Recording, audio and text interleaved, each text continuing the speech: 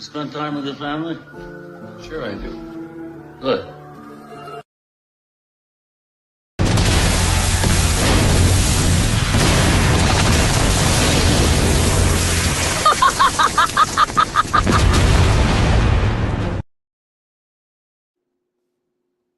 Oh, Gunner.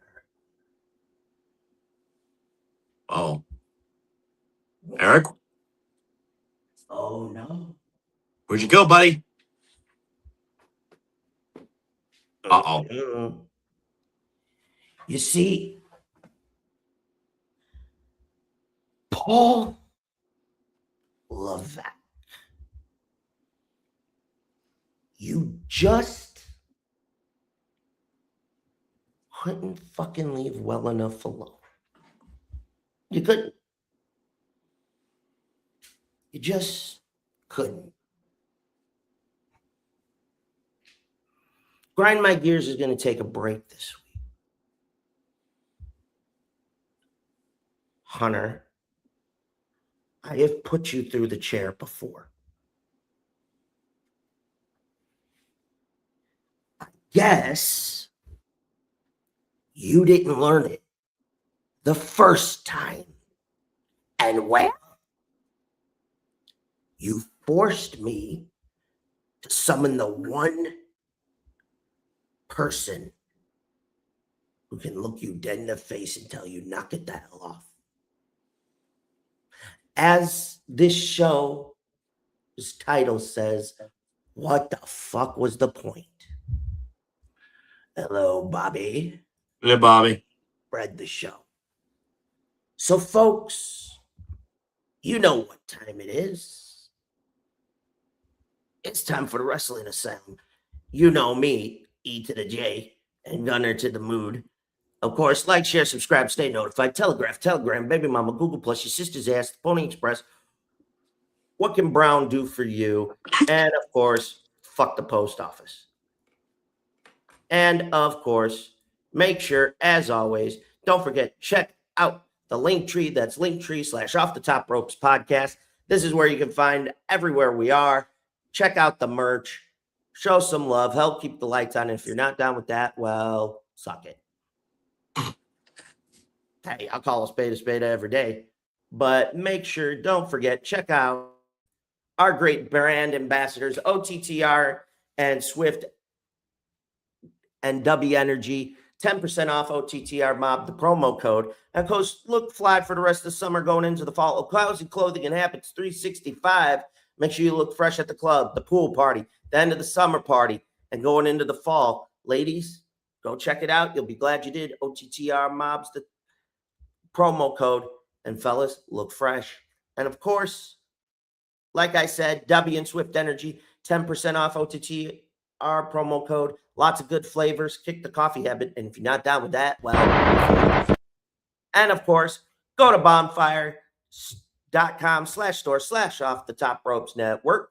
We got all the shows. Pod Mob Men, Black Hearts Angels. Shout out to the ladies. And yours truly. We got the retro look. We got the secondary look with our first co-host, Mr. Christy Quinn, Mrs. Christy Quinn, whichever you want to go. Call her. She's always welcome here. And, of course, we got hoodies, tanks, sweatshirts, baseball caps. You never know what else you could find on there. And it's a different set of colors, from gray to purple to green to puce. I'm fucking with you on the last one. Work with me here. And, of course, make sure you show the mob some love. Don't forget, check out our friends at Hardcore Sports. We're giving you all this great content every single week. So help us out. And also, if you're feeling like you want to get involved and you want to start streaming yourself, you see the QR code. That's StreamYard. You know what to do. I don't got to tell you anything else that you don't already know. And we have our emergency guard dog. Hello, Lily. Welcome. I don't know where my putty's at, so I can't. Yeah, I know. But keep, like you I know said, the deal. Keep your wiener away from my putty. I thought I saw a weenie and a putty tag. But this week, folks, the second half of the program, we're going to go into a brand new look for a wrestler's life we're going to talk about honoring these three men. Jon Moxley, Seth Rollins, Roman Reigns. I'm talking about the one faction that rewrote the book for modern day professional wrestling. Sierra, Hotel, India, Echo, Lima, Delta, The Shield, and then Paul Triple H Levesque. You and I, we need to talk. And it ain't gonna be Eric. It ain't EJ either. You see the full name on the screen. You and I are going to have to come to Jesus. No grind my gears. You forced me to unleash. And I was hoping to save this till Halloween. But you left me no choice. You just couldn't leave well enough alone. You had to shit your pants again. You had to go to the fucking bloodline well. Not once.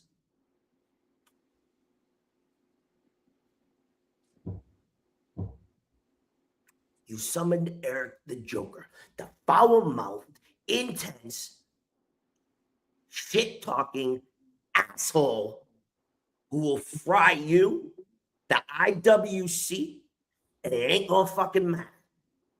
I got no filter and no apology for it. So, Hunter, you will face a new built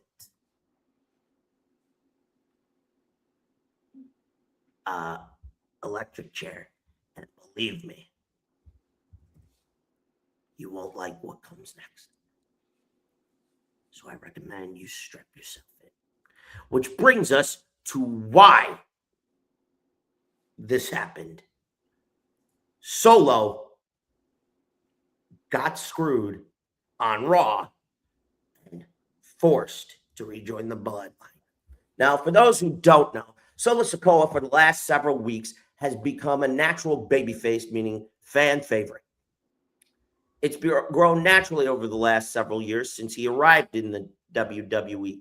Ever since they, quote-unquote, castrated the Samoan werewolf, Zilla Fatu, I'm pissed at that, Solo has been repeatedly telling them, no, I'm not coming back. Okay? Even Jacob had to threaten, if Roman tells me I've got to do this, I know we family, but I got to take it out and put you down. But then it begs the question, what the fuck was the point of the six-man tag at SummerSlam when you had Royce Keys, LA Knight, and Solo go over the Usos and Jacob, including Solo running it back and running his mouth? Last week, this past Monday on Raw, don't, Bobby, we're going to figure it out. You know, Jay made a promise. He would take his shot. Pew, pew, pew, pew. And also, thanks a lot, Jimmy, you son of a bitch. Your underhanded bullshit caused this. So, again, I say, what the flying shit-stained fuck was the goddamn point? You have Jacob come in, new bloodline, the whole nine.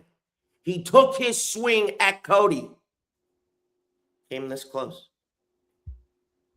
Solo took his swing because it forced Roman back after losing to Cody at SummerSlam 2 years ago. Okay? Over the last 2 years, Solo and Jacob have become fan favorites. Now you have the Usos, who had to go through shit with Roman, falling back in line, all because Roman feels some way.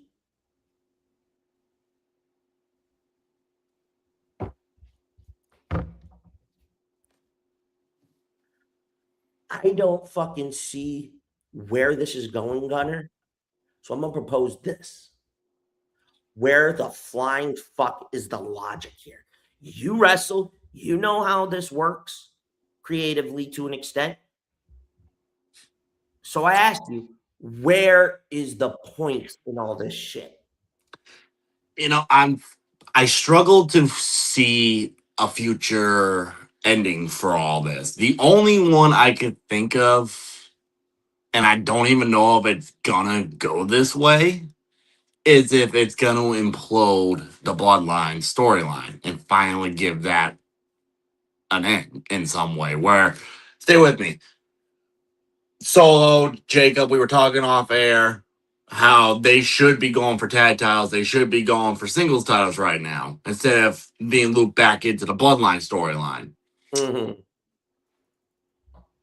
Again, I don't know if this is how it's going to go, but this is the only trajectory I can see it. What if those two, maybe Solo's whispered in Jacob's ear, hey, we got to end the Bloodline. We got to, you know what I'm saying? That's literally the only way. And KB might be right. It could be another civil war. Well, side note to this before you continue. What happened Friday night on SmackDown? Think about it. What did we talk about off air? With Cody? Triple tag team match. What happened for the gold? Yes. We have new tag champs with the MFTs, and Haku is back, ladies and gentlemen. You pissed one of the most toughest, badass motherfucking Samoan elders. That part ain't, storyline, folks. That's a fucking shoot from the hip. Gunner, you know what I'm talking about. Mm-hmm. But KB makes a point. I'm going to say this before you continue.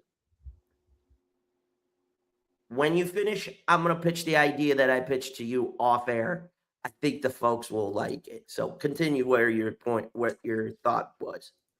So my thought, just to wrap it up, is the only way that I can see it is that somehow, some way, Solo whispers into Jacob's ear, maybe reunites with the MFTs to really implode the Bloodline storyline, which, as KB brought up, it could lead to another civil war. But does the fans really want to see another Bloodline civil war? Do we really? I don't know. That's something that the fans would have to, be Your interested in. voice sounded like Miz when you said "really" for a second there, buddy boy. Really? Yeah. Really? Okay. So that's one way I'm looking to look at it, and that's valid. I see another scenario. Jacob,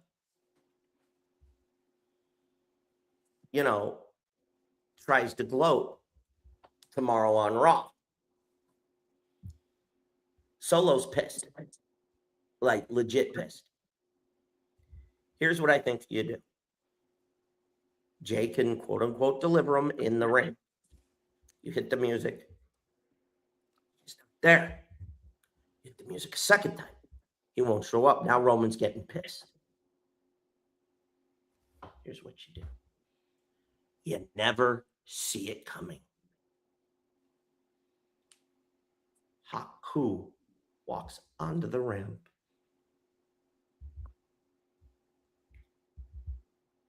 Solo is with him. But they don't see what comes. During the fight, Jacob's just standing there.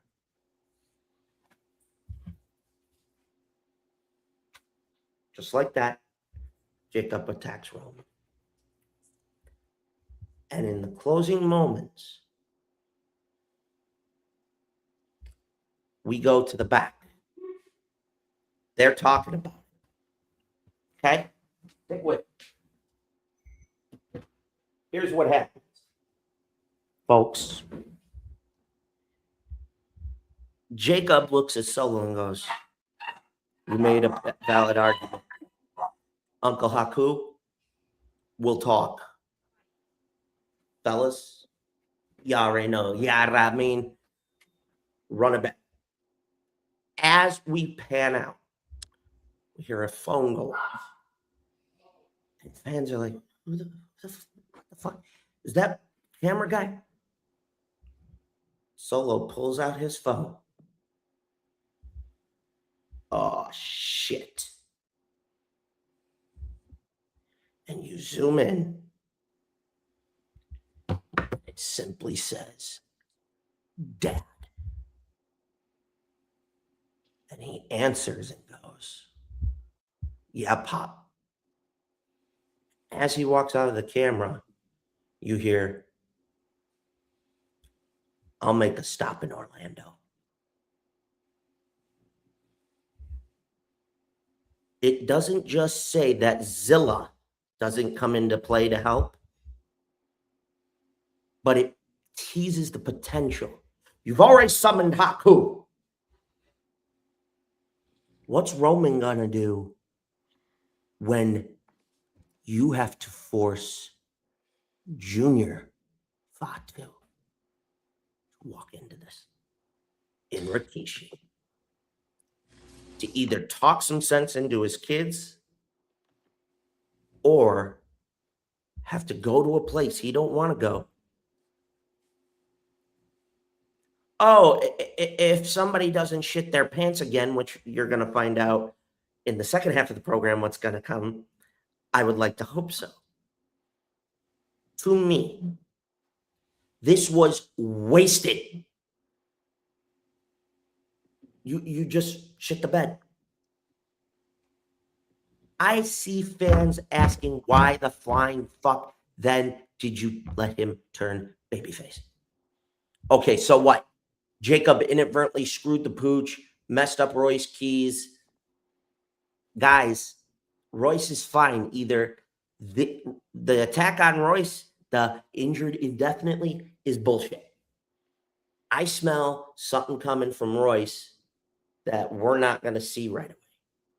I think he's going to get involved in this fight. And More than likely. Slap Jacob's head up around upside the head to wake him up. I think the other way to do it would be to have Royce literally, and I mean this, I would have Royce do this. Have him be the one that called Rikishi in order to call Solo.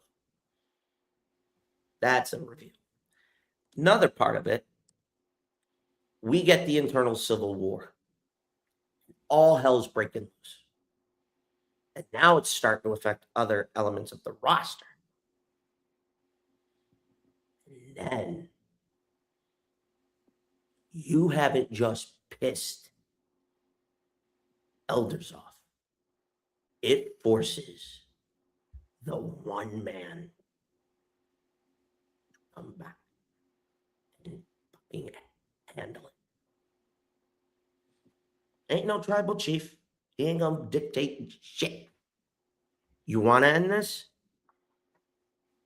The high chief himself, the final boss, has to show up and end this once and for all.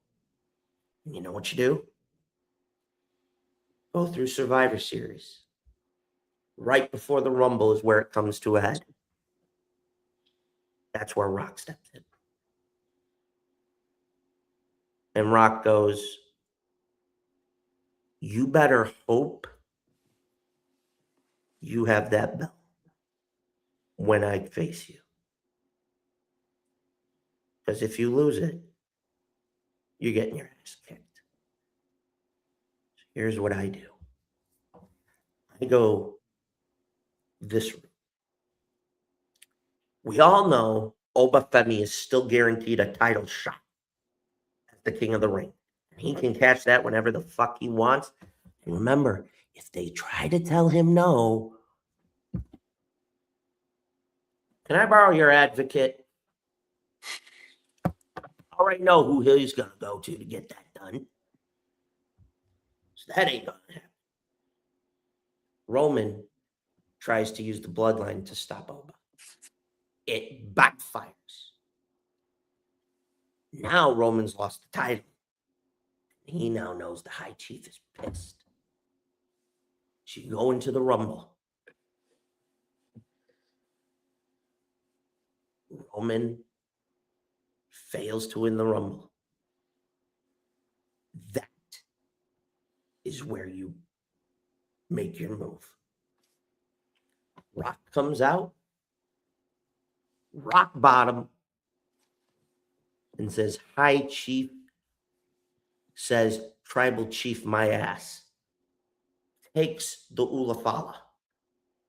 Goes, you want it back? Come try and kick my ass in Riyadh, bitch. You wanted to wrestle me 2 years ago? The Cody movement happened. Just is.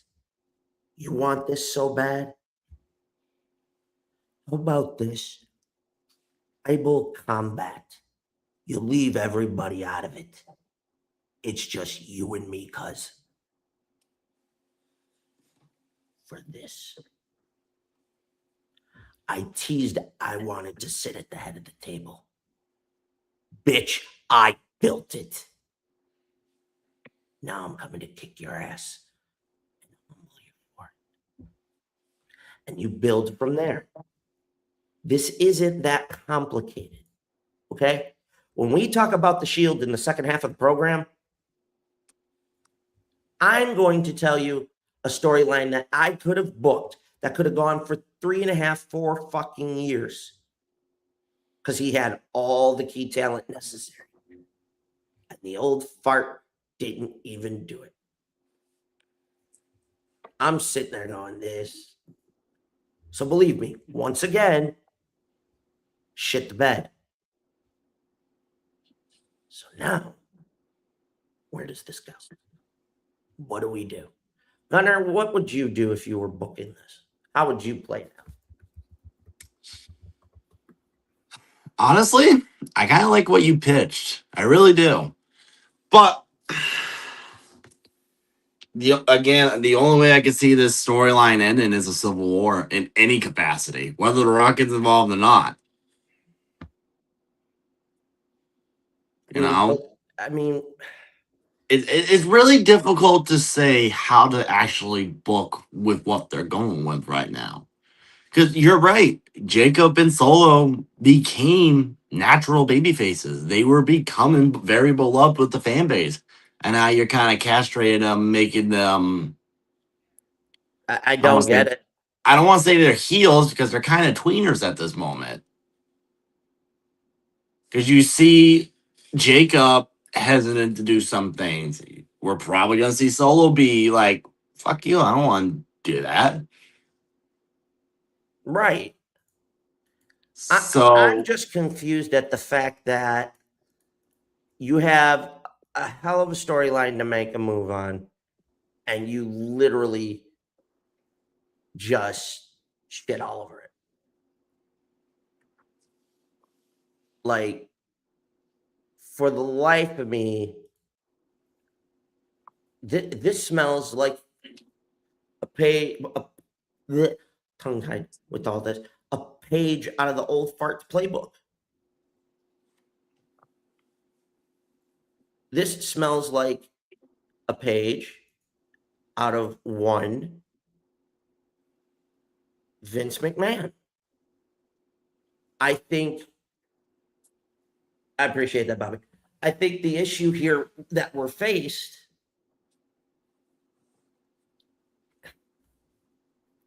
I'm so fucking pissed.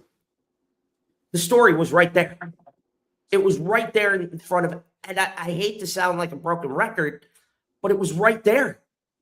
You fucking had it in the palm of your hand. And here's the thing. You had Solo getting LA Knight on his side. And now this. And now you do this shit.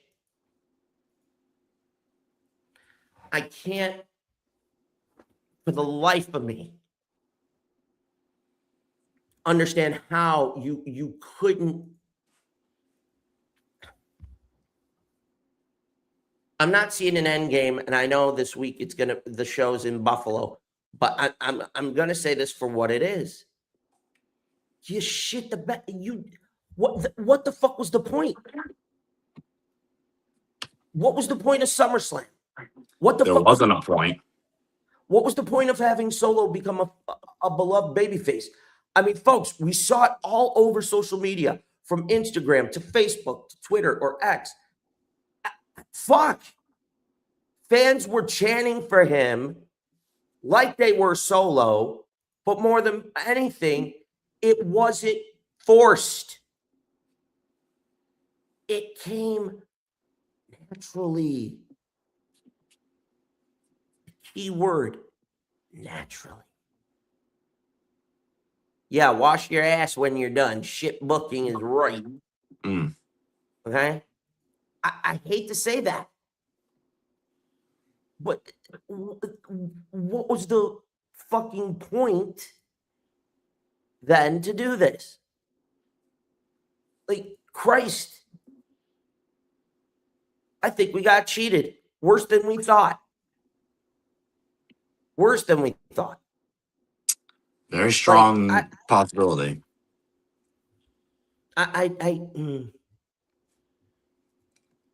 My brain hurts so bad from this. I can see the smoke coming from your ears, brother. We're trying to figure this out. It's difficult to smoke. It's black and sooty looking, you know? Yeah, smoke is an understatement. This is like, I don't know. Maybe the other part of it, all this, that's really got me going, oh shit. This could be worse than we thought.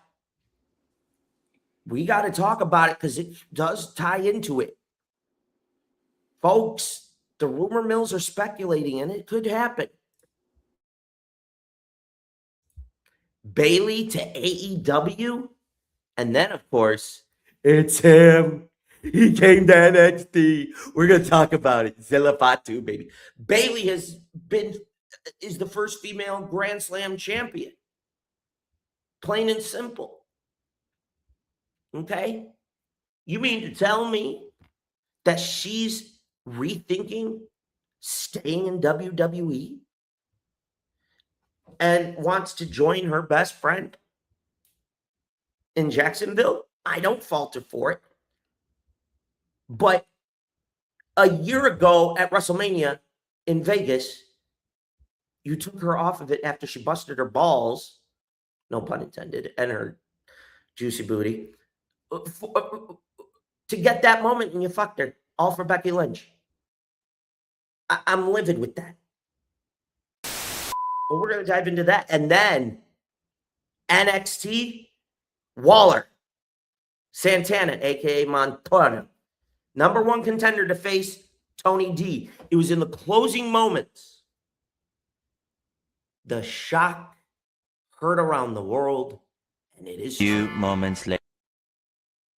Zilla Fatu has arrived in NXT, and he's made it clear he's coming for Tony D.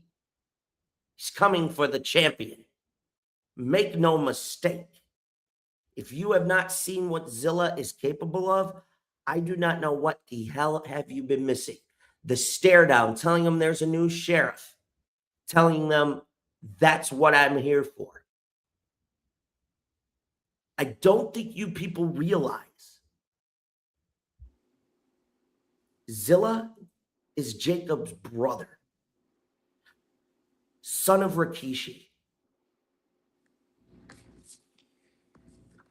I'm telling you all right now, you have no fucking idea the beast that you've unlocked. Okay? If you think for a minute Zilla's going to fall in line, he said it right on his own social media. Nope. So once again, we have a creative situation. Tony Khan is not innocent. He's had those moments. We all have said this over the years. more than we want to admit. But Hunter and the son of Umaga. Well, son of Umaga, nephew of Rikishi. Y'all get the point. Okay? The fact of the fucking matter is, you want that civil war? Okay. But you just pulled the wild ace in the deck. You thought Jacob was a badass motherfucker? You thought Solo was bad? Go ask Ricky Saints what Zilla Fatu can do. Go ask his own flesh and blood, because he's had his own with Jacob. Go ask Cruz Montoya, a.k.a. Mike Santana. I have been monitoring that boy for a long time. The fact they brought him in now, too coincidental, but if they throw him as the wild one and all that, then I see the logic to some degree. We're going to get to Bayley in a minute, but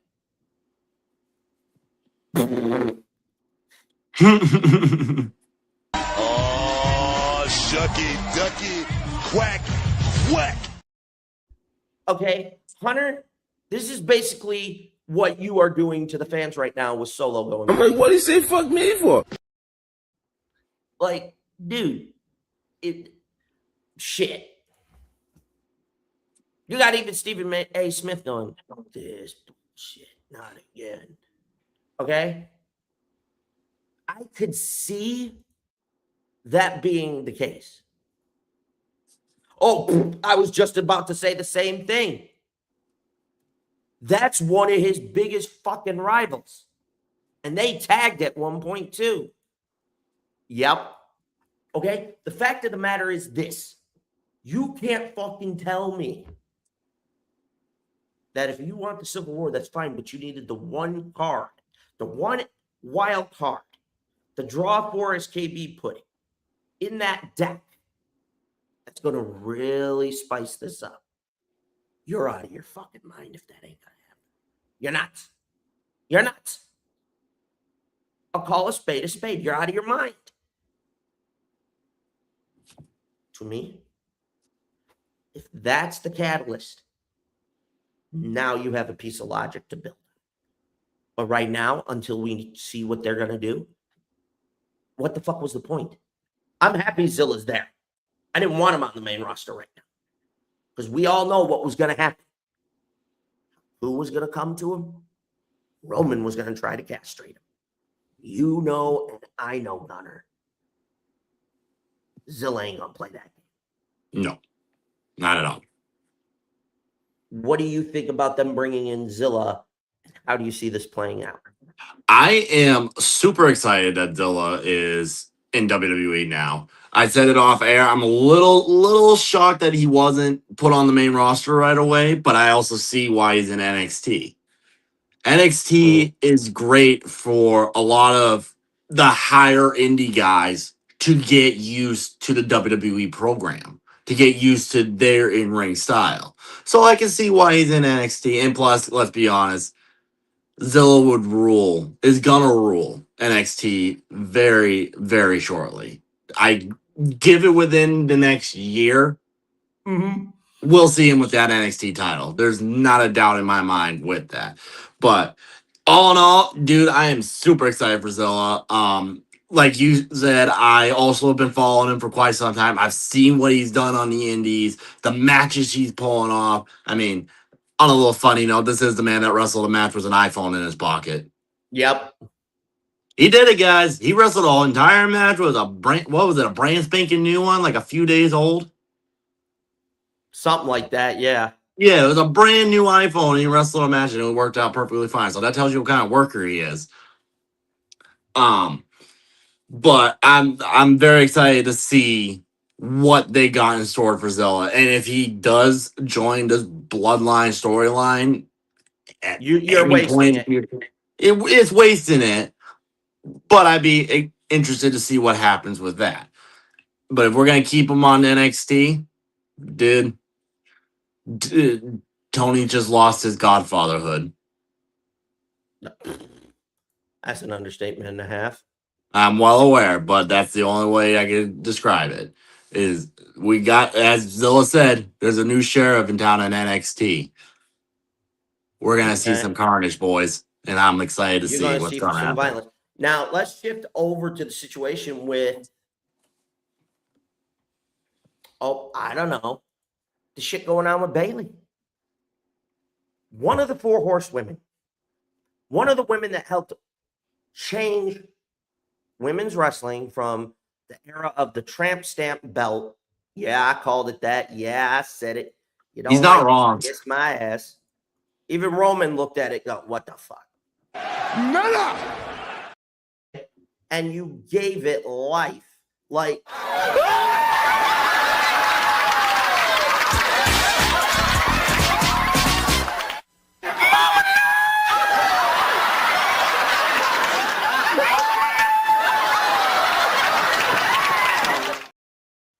you changed. Bingo. You fucked her out of a Mania moment that she had earned. Yes, a couple years back, she had a great moment at WrestleMania. Nobody's going to argue that one. She had a hell of a WrestleMania moment a couple years back. She earned that one, all that shit. But she earned another one with Lyra, and look what happened. All over Becky? Really? I'm dumbfounded here. Okay, I am so fucking dumbfounded. I'm like this.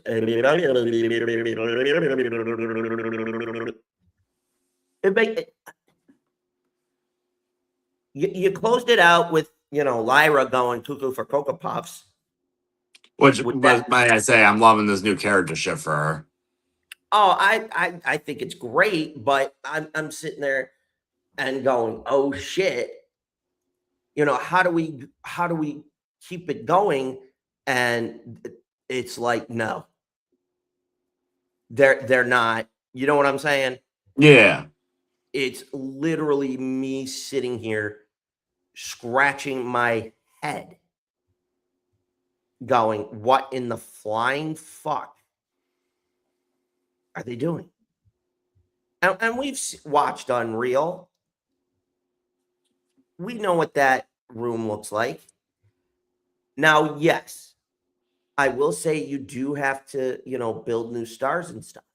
I'm not going to argue that. But folks, you have a star builder right there and you're shitting on it. Mm-hmm. And here's something breaking. We all wanted to see it happen. They signed Austin Creed, Kofi. They did it. Yeah, shut the fuck up and take my money. Battle of the Buddha meat. Okay, I'll say it for what it is. Which Bayley's proving that ain't no BBL. We know Tony Storm ain't got one. Need we say more? But the fucking fact that you were about to run another WWE talent into the hands of Tony Khan, who could potentially revitalize her career. Potentially, but we'll get into that in a minute. Okay. Yes. Tony's messed up at times, but look at some of the WWE talent he's used. He's used them as an attraction, which was smart. It was the right thing to do. The right thing to fucking do. You can't tell me different. It was the right thing. But more importantly, here's the other piece de resistance to this. Okay. You know what else? Tony, in the beginning, and you all can run your mouth. I know how the IWC gets. If you don't like how he did it or how Hunter's doing it like we've said, put our money where our mouth is, start our own shit. But me, I'm critiquing it from a place of where's the logic? Where's this going to go business-wise? Plain and simple. Okay? So that's number one. Two, here's the part that really bothers me. Yes, you got to bring up newer talent. I understand that.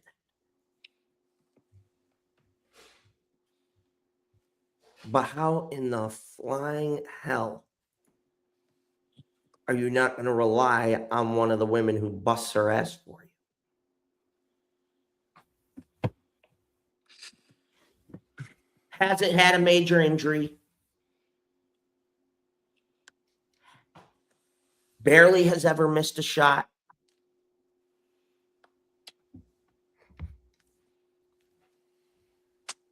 Has gotten people over. You mean to fucking tell me? I'm promising you, if she goes to AEW, you know, I know, there's going to be some good matches. Here's one. Bobby's right. Willow Nightingale. And here's another thing. So, side note to this. Everybody's pissed at the fact that Britt Baker isn't back on the air. Hi. She dealt with a really bad, nasty injury. Tony's trying to figure out where to have her creatively. He's not wanting to waste that. He's learning it. I don't think you fucking fans get this. Maybe I need to spell it out.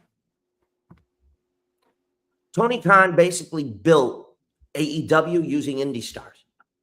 Talent you've never seen. Guess what? A lot of them never held major championship gold. They fucking did. Okay? Now, yes, some left to go to WWE for whatever. That's on them.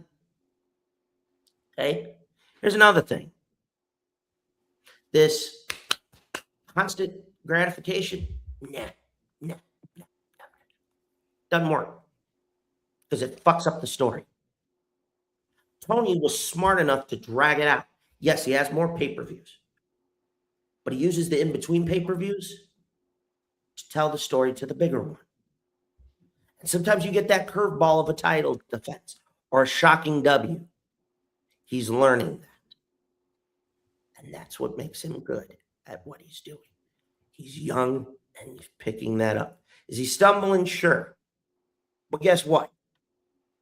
You mean to tell me that you can't fucking figure out a way to see to it?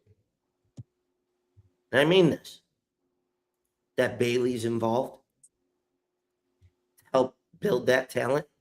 You still have women in NXT. Yeah, that's money. Okay? Zarya. There's one. Haven't faced her yet. You could have her work with Sol Ruka.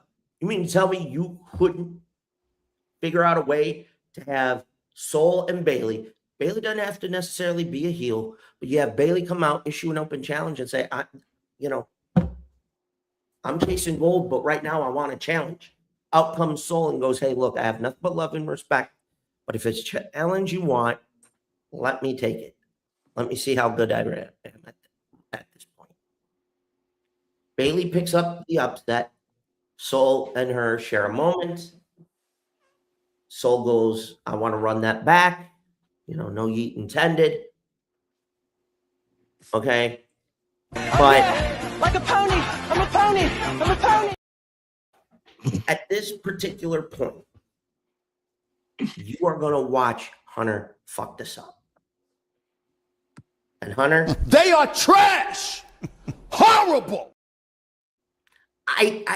Gunner, are we really about to see? Because she tweeted and teased it, and it has the higher ups at WWE and TKO fucking pissed. So she's going to pull what Ciampa did. Because guess what? When Ciampa's contract ran out, technically, there was no non-compete.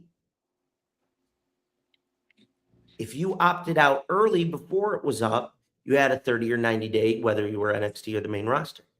But if you truly let it go, so maybe Bayley is saying, okay, I'm going to follow what Ciampa did. Fuck you, watch this.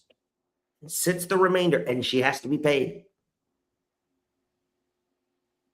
Has to be paid. And guess what? She could show up on Dynamite or an All In.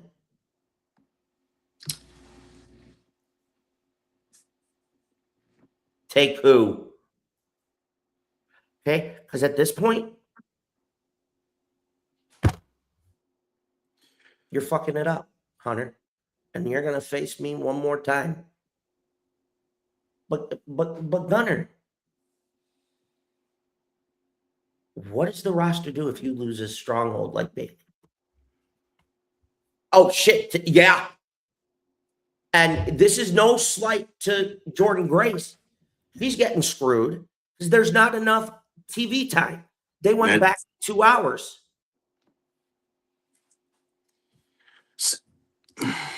The only solution I could really give, and if they lose Bayley, you say they're losing one of the 4 horsewomen, one of the 4 that revolutionizes business, as you put it, the Trans Stamp title, the ugly ass butterfly title.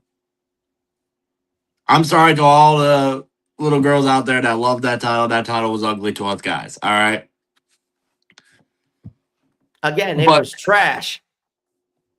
It was. And yes, it had its moments. It had its moment in the spotlight. I get it. But you're losing Bayley. We lost Sasha Banks.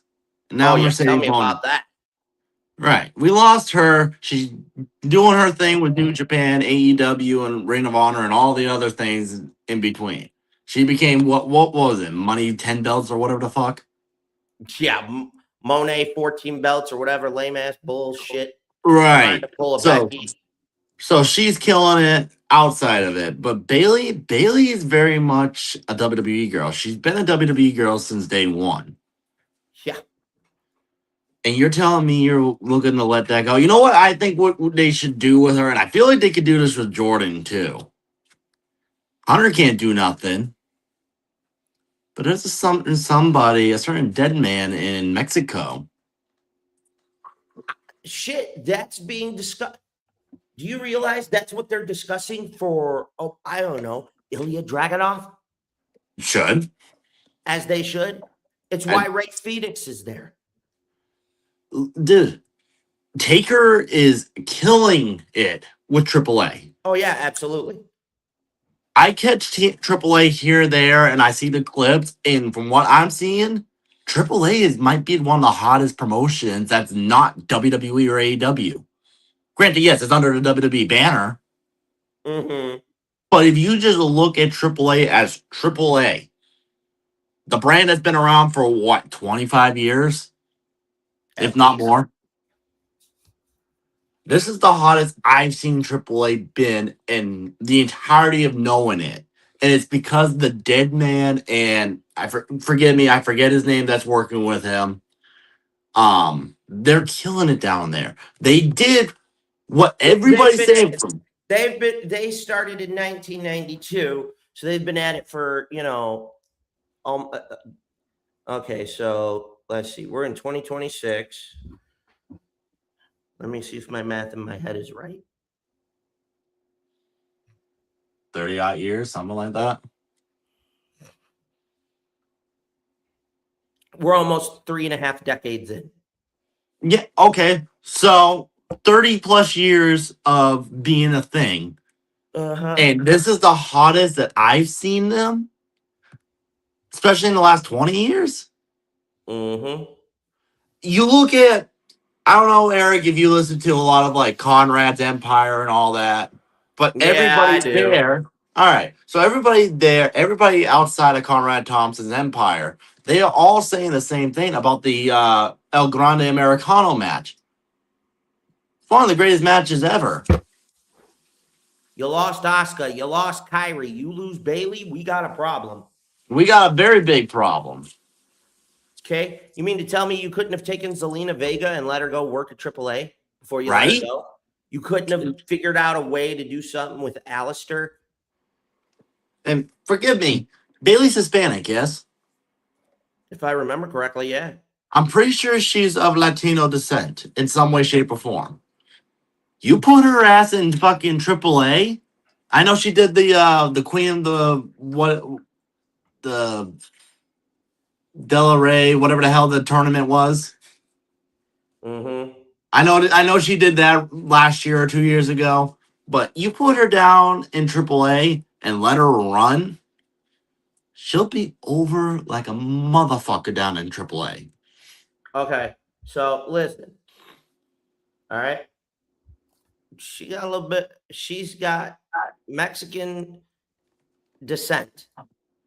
So she's a mix. She's part Mexican, part whatever, depending on which side of her family she's on. But trust me.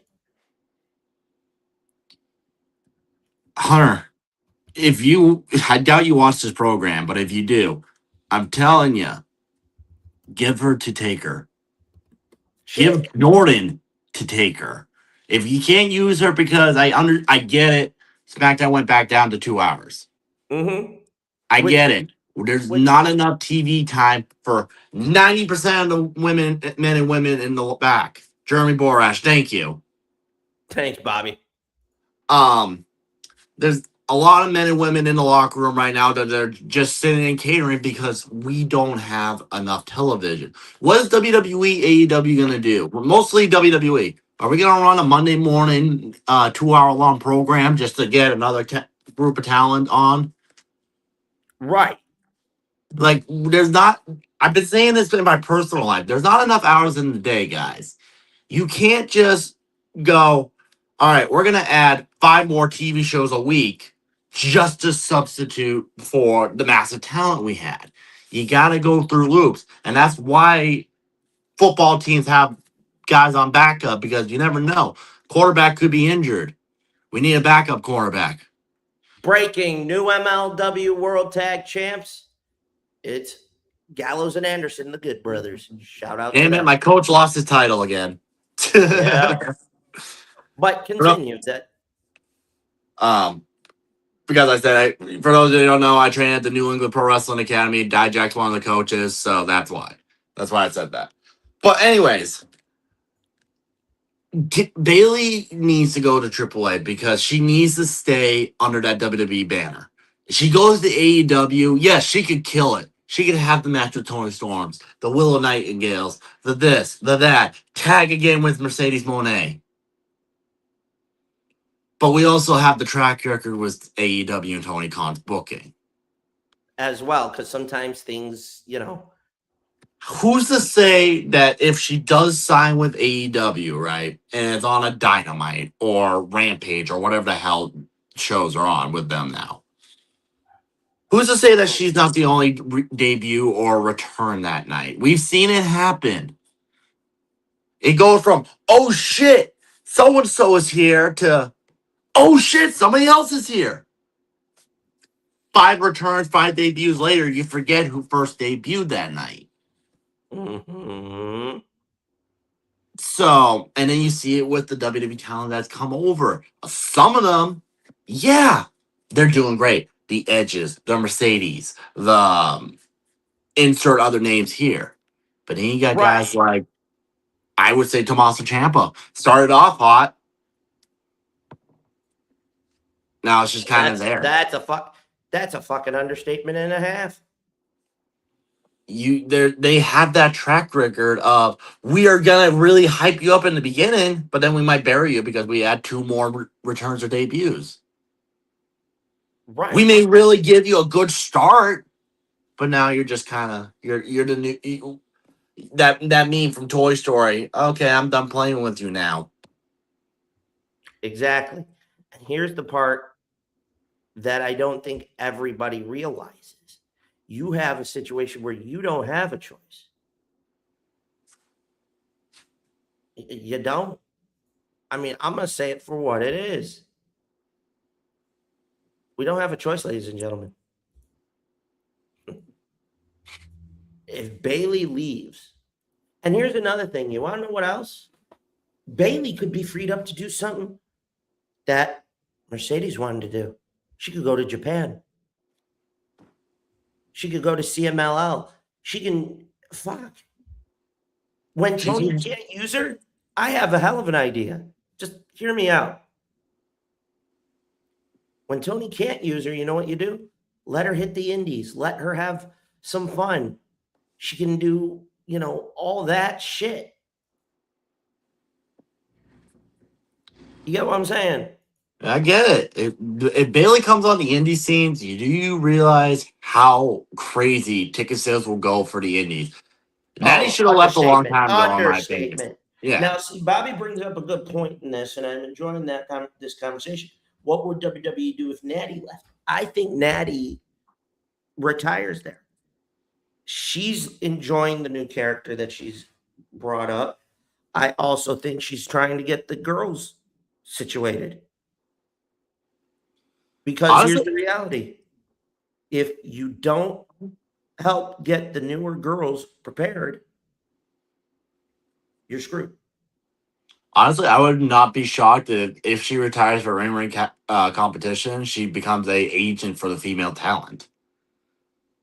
She should. She absolutely should. But I also think that Natty should have left a while ago. But I understand she's WWE born and bred. I think she should. But again, when it comes to Bayley, you say she could go to Japan. She could go to CMLL. She could come to the Indies. Look at I'm gonna shout out Limitless Pro Wrestling right now here in New England, up in Maine. The amount of AEW, TNA, maybe the little under NXT banner talent that they have had recently is mind-boggling. If you could get Bayley in a Limitless Wrestling ring, Randy, I'm telling you, bro. If you're watching this and Bayley comes available, get her, bro. Get her. Same thing for ESW in Buffalo. Brett, if she becomes a free agent, bring her in for a one-off or something. Don't matter. The point is, you now open up the door for new ideas and different things. I'm all for that. Right. It's the principle of the matter. It's the principle. Because the reality is, yes, I concur. We must, at the very least, get the new crop of women squared away and comfortable and set on the main roster. Because I'm telling you, a couple of years from now, Natty retired. Becky Lynch has said this is probably her final contract, and she's going to retire to be a mom. More of a mom. Go be a mom, Becky. Seriously. She's earned it. She's earned it. Look at her resume. Bonafide first ballot Hall of Famer just because of what she did at WrestleMania that one year. No, you know what's going on? No, it's the night she got hit by Nia Jackson. It changed. That too. You take those two moments alone, the first female main event of WrestleMania, and the fact that she had her own Stone Cold Steve Austin moment. Exactly. You take those two moments alone, guys, that's a Hall of Fame career right there. Right fucking there. Mm-hmm. But if Becky's gonna retire after this contract, Becky, I salute you, darling. You did a hell of a job. But we can't let I'm gonna keep going to Bayley because we need to keep Bayley in the WWE banner. Whether she's in AAA, she goes back down to NXT and helps out the NXT talent, or she's what Becky Lynch is doing right now, where she's gone for a couple of months, comes back to do something, goes away for a couple of months, whatever. Mm-hmm. Jordan, I'll bring her up again because she was brought up earlier. She's one of those talent that if she got let go, it would suck because I would love to see her be a former WWE Women's Champion. Down main the event. road, yeah. Yeah, I would love to see her be that top tier female talent. But if She she can lets still go, go back to TNA. She can still go to AEW. She could go other places. right? She has options. She's Shit, not. you know what she could do? What could she Here's do? one. She could hit the NWA. She could hit the Indies. You know what? Her and Bayley could do what Bobby just proposed.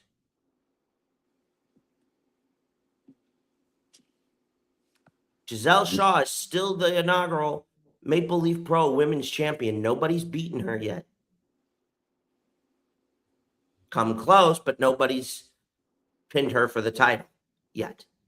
Because look at Giselle. She's also killing it, doing independence, working for the NWA as well. So you can't sit there and say there's not options for them. Right.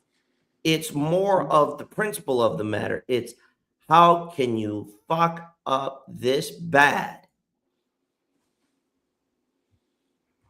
Not saying that Tony Khan isn't innocent. He has his moments too. But Hunter, this is a mainstay. Yes, I get it. You want to get the younger women in there. I have no beef with that. I really don't. Want to know what my beef is? My beef is simply this. How are you letting those bastards in the new headquarters tell you what to do? Shit, you could have Bayley even go into places like POW facing Catalina Perez. You'd have her facing Ali Rikes. You'd have Kylan King. She'd have so many places to go and new faces to work with. Fuck, she could go up against one of my favorites in the Indies, Amber Nova. She could come to Buffalo and face fan favorite Christina Marie. She has options and places to go. Problem is, it's the principle. Mm-hmm. I think if you lose her,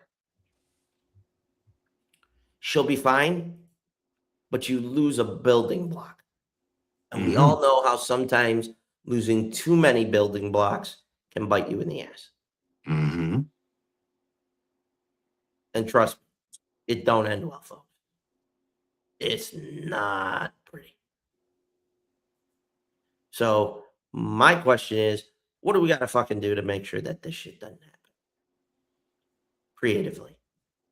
You can't, of course, you can't just throw more money because, you know what? I'm going to use this as the quick analogy. Okay. I don't know if you feel like taking a quick break, Gunner, but with the way we're going, we're flowing. So We're going, bro. That's up to you if you want to take a break. I can keep going. All right. But here's my thing. This is just me. Okay. Before we get on to the next piece of business. Here's another thing. Bayley's got options. Jordan Grace could do the same shit. Okay. It's getting to the point, once again, plenty of places to go, a lot of inflated rosters. Shit, here's an idea. Bayley could end up in a place nobody would expect. She could go to GCW. She could end up at HOG. I got you a better one. Who currently sits as the MLW World Champion? Do tell, because I actually don't know that. Killer Cross. So there's plenty of places for her. Okay? My thing is, she could work Shotzi in MLW. Scarlett. She could work Lady Frost. Zamaya, Priscilla Kelly. That would be a good one. She has talent that she can work with there. She has talent in NWA. And I'm going to sit here and pull up that roster because guess what? I think people need to see that. The NWA roster? I'm pulling that up. She could face Tiffany Knives. She could face Giselle Shaw. Pretty empowered. Okay? She could face the likes of the Hacks, Kenzie Page, Kylie Page, Levi, Natalia Markova, Serena Vale. Like I said, Tiffany Knives, their women's champ. She has a shit fuck load of goddamn talent there. Okay? I'm going to rattle off the names from Maple Leaf Pro. Do it. Okay? And I'm doing this because I'm trying to prove, I'm going to prove my point. Okay? Hunter, if you fuck this up, if you don't figure out a way to use her elsewhere, okay. Here we go. Alexa Nicole, Alice Crowley, okay? Aurora Tevz, Danny Luna, again, Giselle Shaw, okay? She has plenty. Priscilla Kelly's a good one, okay? She has a tank. Vanna Black. Shit. She has so much to work with.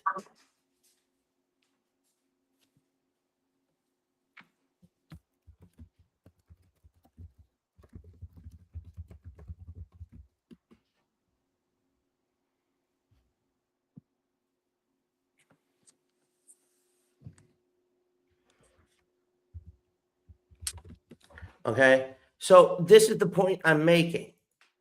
Okay? Before we continue. And we're going to dive into our next topic here shortly. But here's what I'm going to say before we take a quick break. All right? Here's my point. We are in not a must win. We are in a, if you lose her, it proved the rumors of TKO wanting to push out key veterans to build the new stars, but you don't push one of them. You had the old fart who looked like a 70s porno star with that fucking mustache off of Timu, looking like a fucking bootleg Walt Disney, piss off Sasha Banks, aka Mercedes Moné, aka Moné 12 belts, 18 belts, jack off however many belts, whatever the fuck you want to call it. She don't want to go back. Trinity, wonder who that could be. And her walked out together. Trinity went and remade herself in TNA.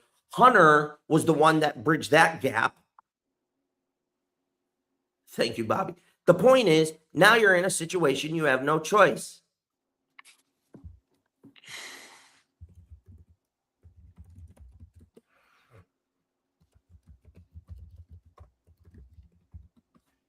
The point is, you don't.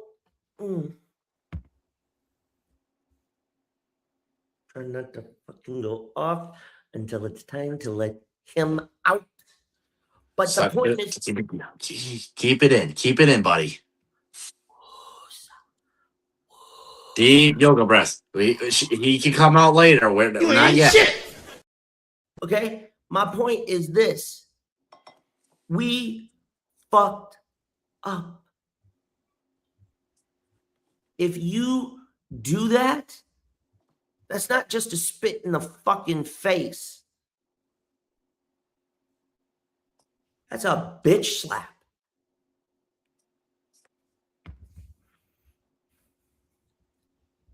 Bayley is one of those locker room leaders. Can't fuck that up. But folks, let us know in the chat what you think, because for right now, I'm going to say this. We need to take a break. I think y'all earned it. We're going to be right back. And when we get back, well, like I said, time to honor the Shield. And then it's been a while since I let that fucker call it back. Again. We'll see you after the break, folks.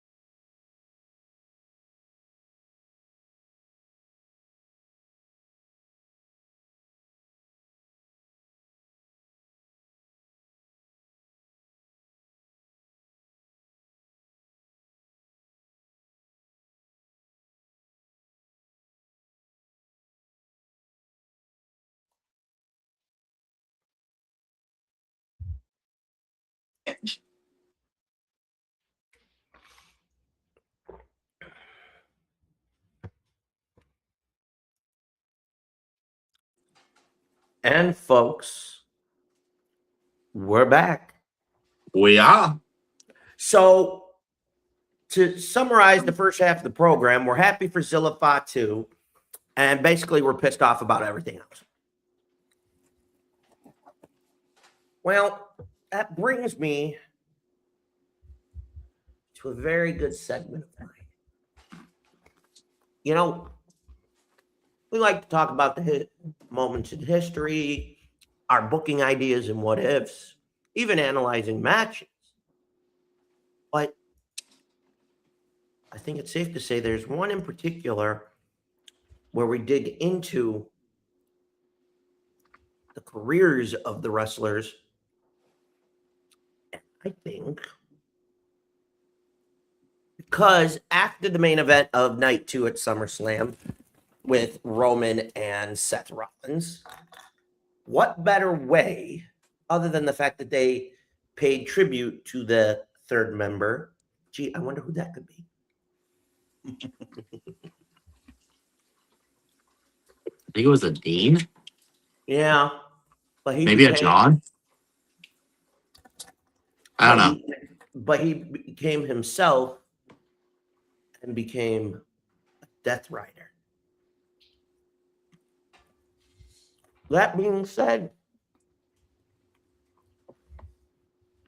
I got 6 letters. They make up a great trio. And they're words that they use in the military. Sierra Hotel, India, Echo, Lima, Delta. This, folks, is to honor the Shield.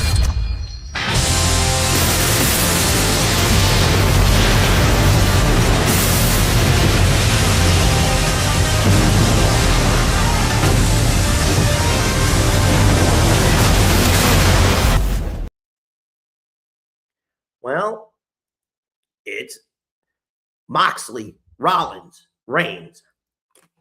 Now, many of you people don't know that 2 out of these 3 men actually were independent wrestlers.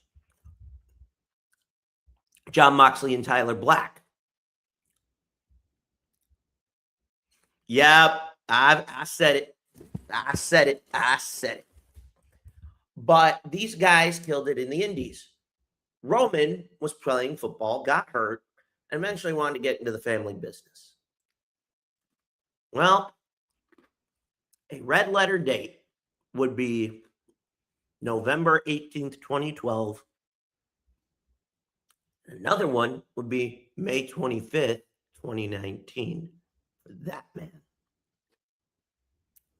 Of course, steering the ship in the WWE would be his other 2 brothers, Seth Rollins and Roman Reigns.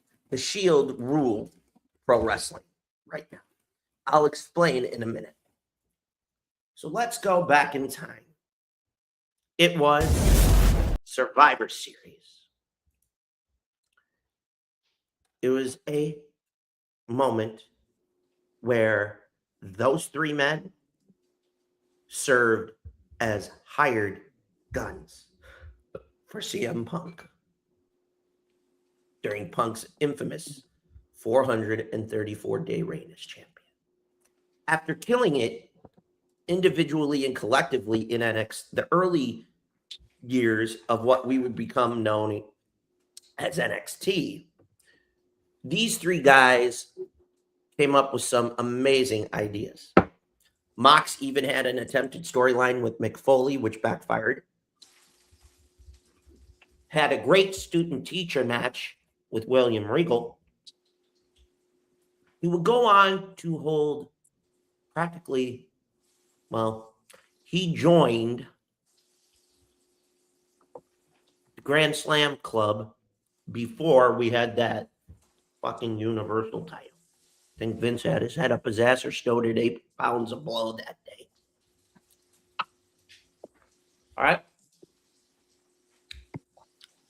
Ambrose, as he was known, was in a tag team in the Indies with another guy.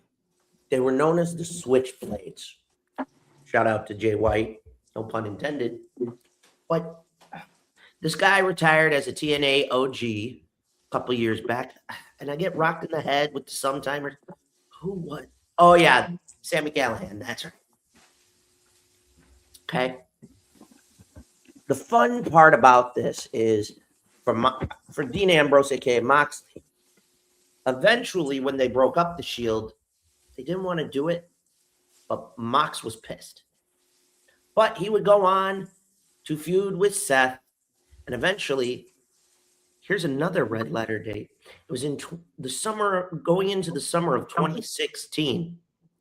And ironically, guess what?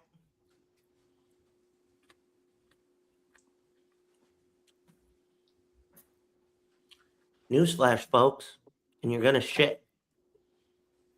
Okay? It was in Las Vegas. Seth had returned not long before after that near career-ending injury after WrestleMania 32 at Extreme Rules. At Money in the Bank 2016, Seth would recapture the WWE World Heavyweight title from Roman, only for moments later for Dean Ambrose to fulfill a promise he had made 2 years earlier and sneak attack and capitalize Dirty Deeds, aka the Paradigm Shift DDT 1, 2, 3, and became WWE World Champion.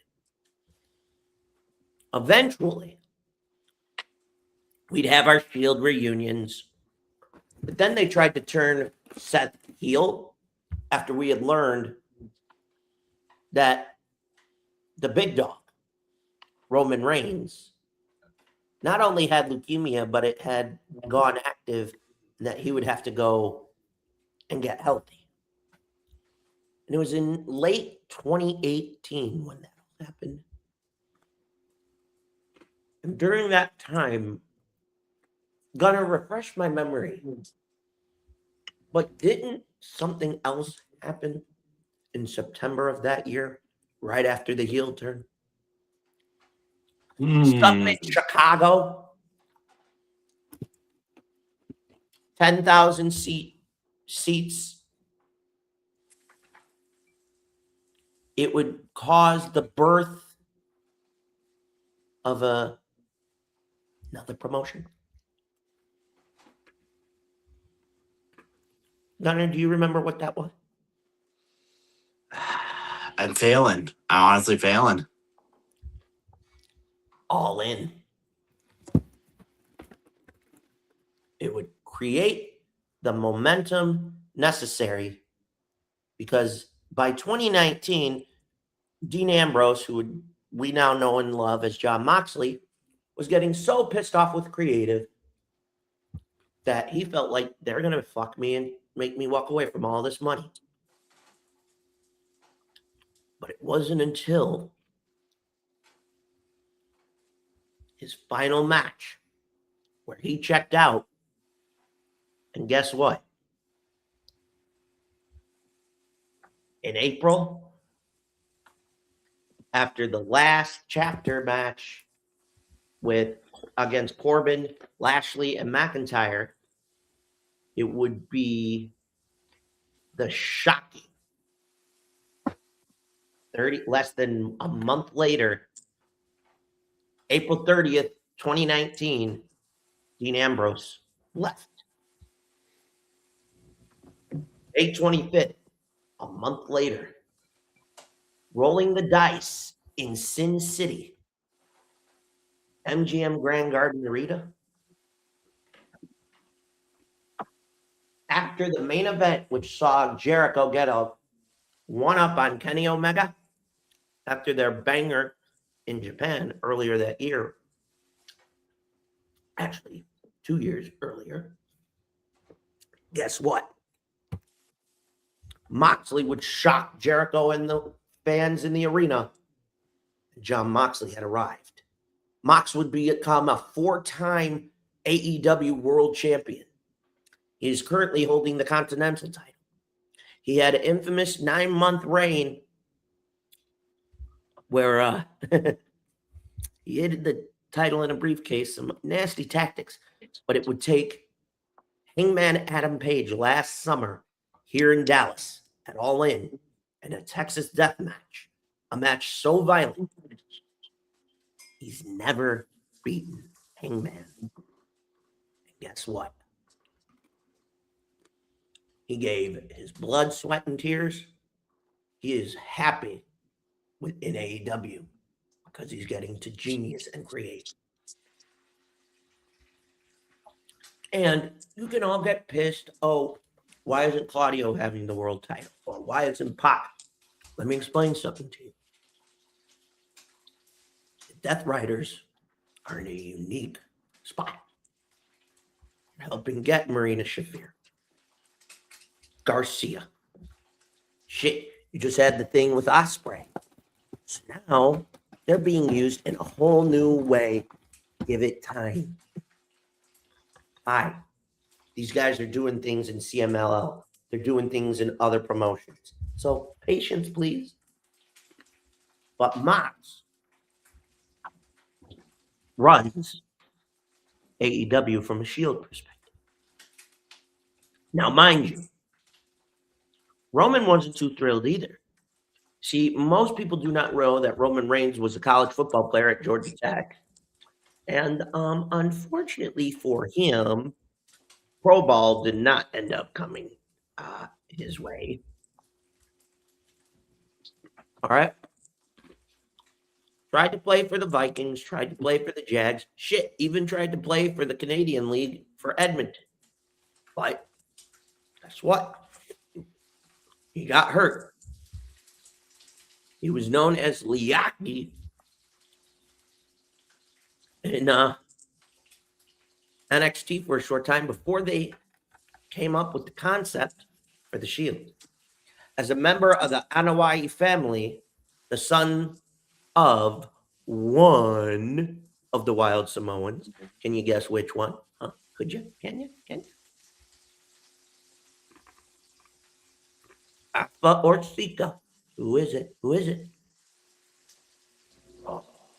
Alpha. That's right. Yeah. Roman has said many times he was pissed when they got rid of the Shield. He was not happy. Okay. And I don't think WWE, when they signed him in 2010, knew what they had. Okay. He would have, at one point, he actually, early in his career, before they formed the Shield, guess what happened? He actually had a triple threat match between the two men. He was going to end up forming a brotherhood. Get that one. He actually battled Ambrose, a.k.a. Mox, and Seth in a triple threat before rebranding FCW into NXT. He was nicknamed the Big Dog because he was one tough powerhouse sumbitch. Okay? Eventually, in 2014, after turning on the Authority and eventually putting one other faction, a.k.a. Evolution, then the infamous night Seth stabbed every fan in the back and his own brothers. Guess what? He struck out on his own. Roman would go on to also become a hell of a Grand Slam champ. He would have great feuds. Randy Orton, Kane, Bray Wyatt, many others. His feud with the Authority, magnificent. But as things were progressing for the Big Dog, a.k.a. the OTC, a.k.a. the Tribal Chief, there was a problem. fans felt like the old man was forcing them down their throat. The infamous suffrage succotash comes to mind. But it wasn't until the scare with leukemia that he revealed to us that he was suffering with that made me realize, oh shit, he is giving everything. But during that controversial rise, he eliminated Rusev in the 2015 Royal Rumble, gaining a title shot, and even his cousin, The Rock, helped him. But Seth and him would still be intertwined because at Mania 31, Seth cashed in his Money in the Bank and pinned Roman.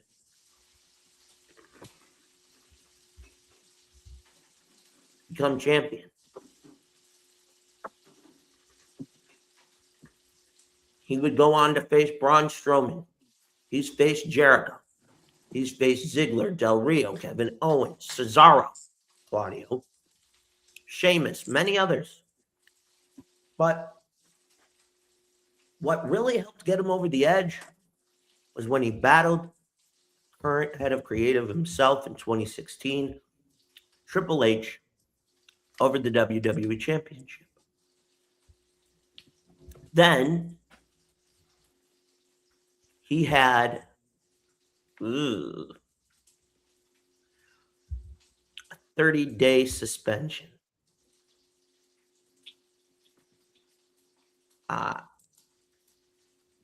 It was reported that they knew about it before the event where he would lose the title back to Rollins at Money in the Bank before Dean would cash in on Seth. But what people don't realize is that suspension inadvertently caused by the medication that he was taking for the leukemia. Now, whether or not that's true, I don't know. This is only, as Conrad Empire Thompson would say, rumor and innuendo. Okay? Roman went on to do great things. He became a Grand Slam champion. He's battled leukemia and come back from it. He's faced the likes of Vince McMahon, Elias, Shane, Baron Corbin, Bobby Lashley, many others. And we get a bigger problem. It is,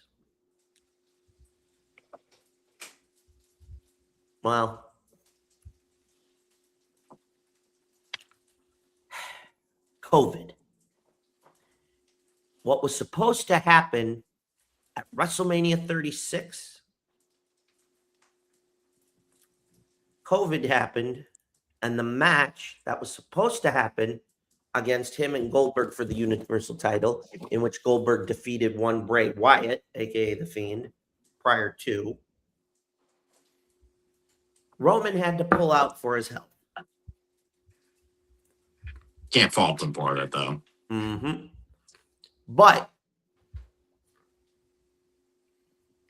it would be at SummerSlam in 2020 where Roman returned and attacked the new Universal Champion Bray Wyatt and Braun Strowman. But towards the end of SmackDown that week, as he was signing a new quote-unquote contract to come to SmackDown, some very familiar words. That's not a prediction. That's a spoiler. And as the camera panned out, Paul Heyman went, believe that. What?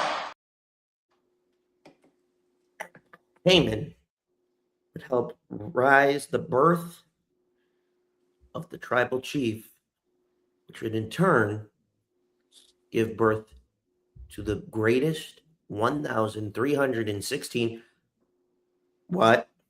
Reign What? as undisputed champion. He would go on to merge the Universal and WWE championships at WrestleMania 38 against his longest rival, Brock Lesnar.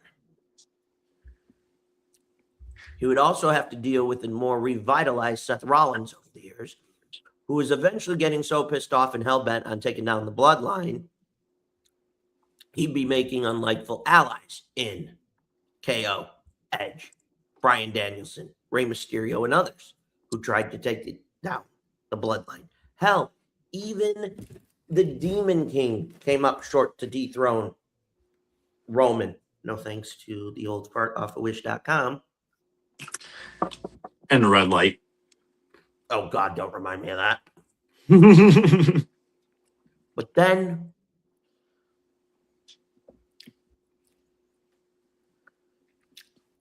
something special happened prior to the titles merging.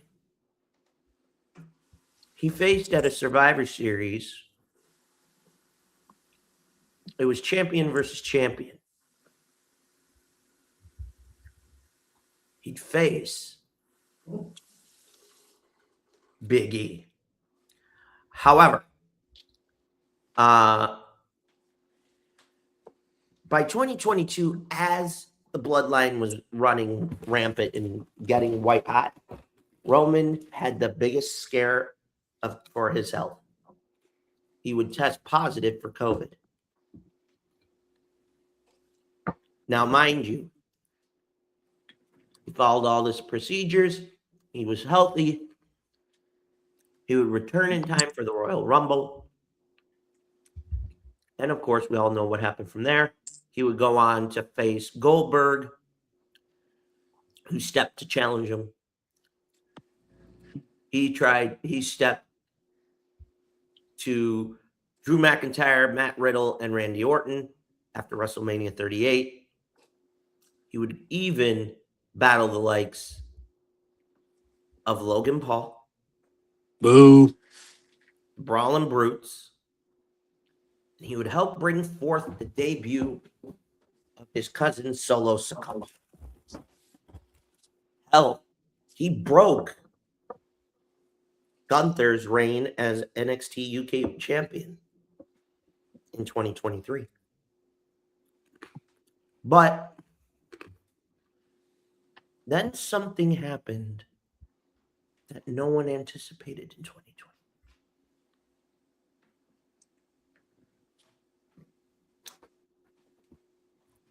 An American nightmare. The grandson of a plumber and the son of the American dream would leave the very promotion he helped start to come back and finish something he had promised to his now late father many years ago. Roman would be chased by the likes of KO, Cody Rhodes, Randy Orton, and many others. Meanwhile, the Bloodline as a whole, Jimmy and Jay, would be doing Roman's bidding. But the cracks for Roman started to show towards the end of 2023 into 24. 2 years ago, it got teased. The Rock and Roman. But due to the backlash and to Rock being smart enough to listen to the fans, and this is post-merger, the OTC would accept a rematch at WrestleMania 40, but with a twist. He would team with the High Chief, the final boss, his own cousin, to try and put down Cody Rhodes and Rollins. But it was at night one that should Cody win, the match would be one-on-one. But if Roman and Rock, tribal combat, aka Bloodline rules, anything goes. Of course, night one, Cody and Seth came up short. But night 2, Roman helped crown Cody Rhodes as the new champion. And he took a time off and gave leadership to Solo. When Jimmy got kicked out of the group by the Tongans, Haku's sons, as well as Jacob Fatu, Paul Heyman was very much in fear. And then, because Solo tried to declare himself the true tribal chief, the new one, well, Roman didn't like that.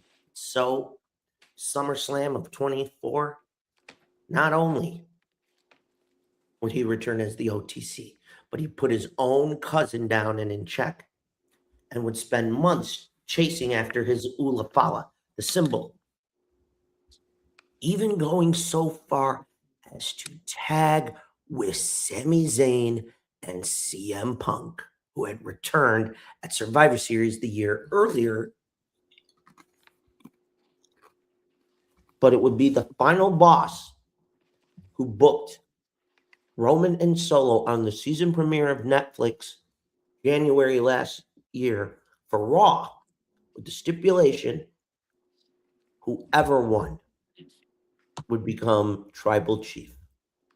Roman and Solo put on a hell of a match, but staying true to one-on-one and tribal combat, Roman would end the feud and reclaim the title and the Ulafala, with Rock presenting it. Over the course of the following year, Roman had his in-betweens, but going into Mania 41, he still had issues with Seth. He even had to swallow Crow from the fact that it would now be a triple threat match between Seth, Roman, and CM Punk. And Punk decided to cash in on the favor he was owed if he promised to help put the new Bloodline down. Roman turned around and did allow, albeit pissy, Paul Heyman to be in Punk's corner at WrestleMania. But it was what happened at WrestleMania 41 that was the complete twist. Heyman would betray both Punk and Roman and now align himself with Seth Rollins.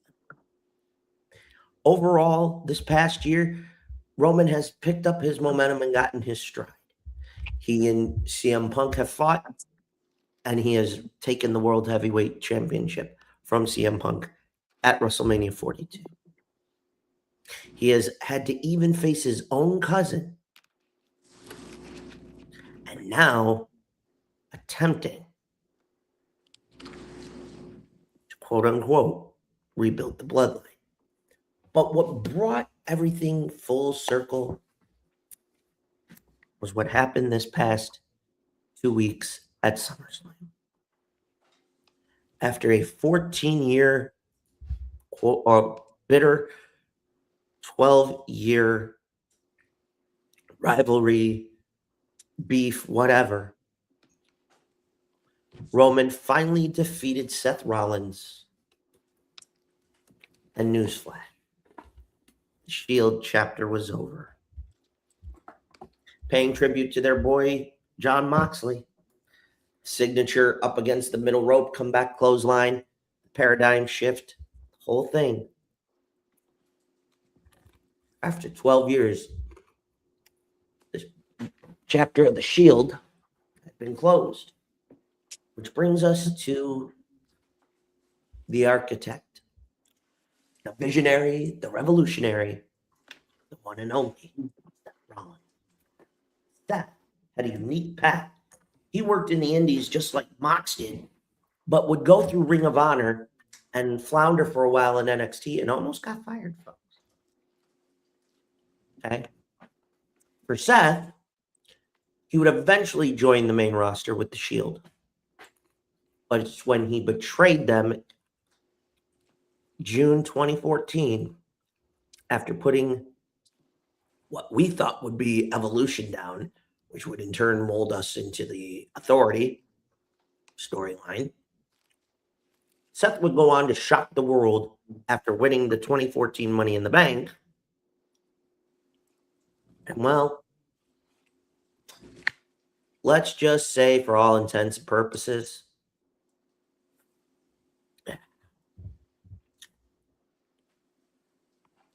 he shocked the world at Mania 31, cashing in his title shot and pinning Roman Reigns after making it a triple threat for the WWE Championship against Brock and Roman. He'll go on to have a great first reign as champion. But during a house show against Kane, injury struck, causing him to have to relinquish the title. But it would be when he was healing and coming back. It was after he came back at Extreme Rules 2016, where he would begin the chase again. Eventually, he was betrayed when a new Universal Champion had to be crowned after Seth took on the Demon King at SummerSlam. And that infamous buckle bomb onto the barricade, causing, how many months was it? About 9? For Balor's career. But as the gears began to twist, teases of a reunion would happen, whether it was Survivor Series, whether it was what. Well, herein lies a bigger problem.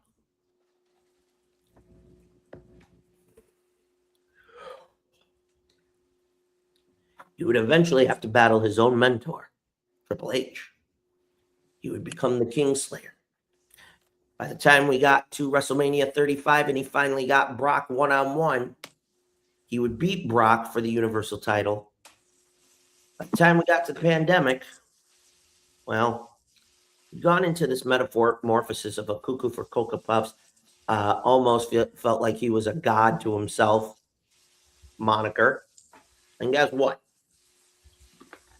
Newsflash, ladies and gentlemen.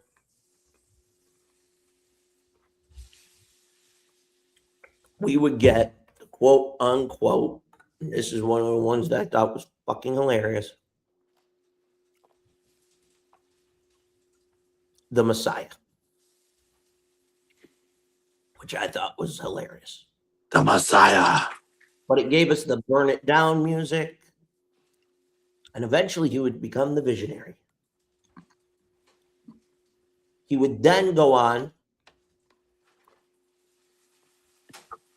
for the newly re-established heavyweight championship, and he would go on to win that belt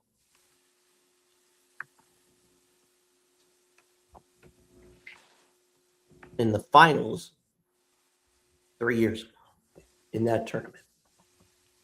He would then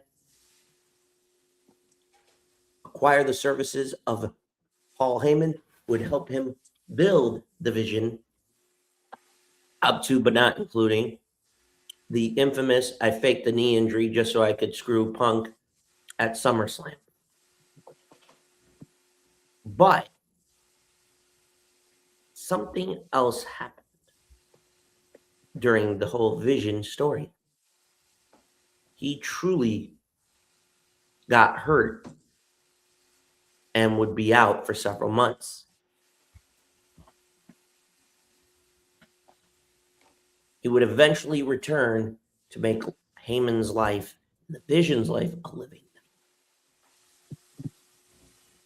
Then once again, with the bloodline rearing its ugly head, what did he do?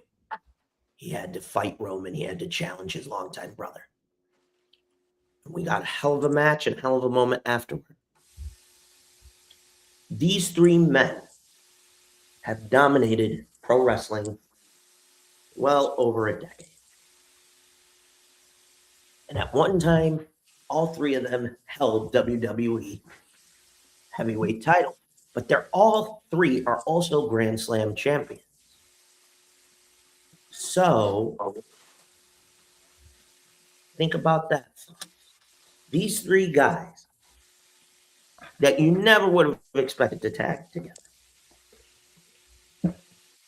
rewrote the faction playbook, whether it was the sneak attacks surrounding the ring, the entrance coming through the crowd, all of it.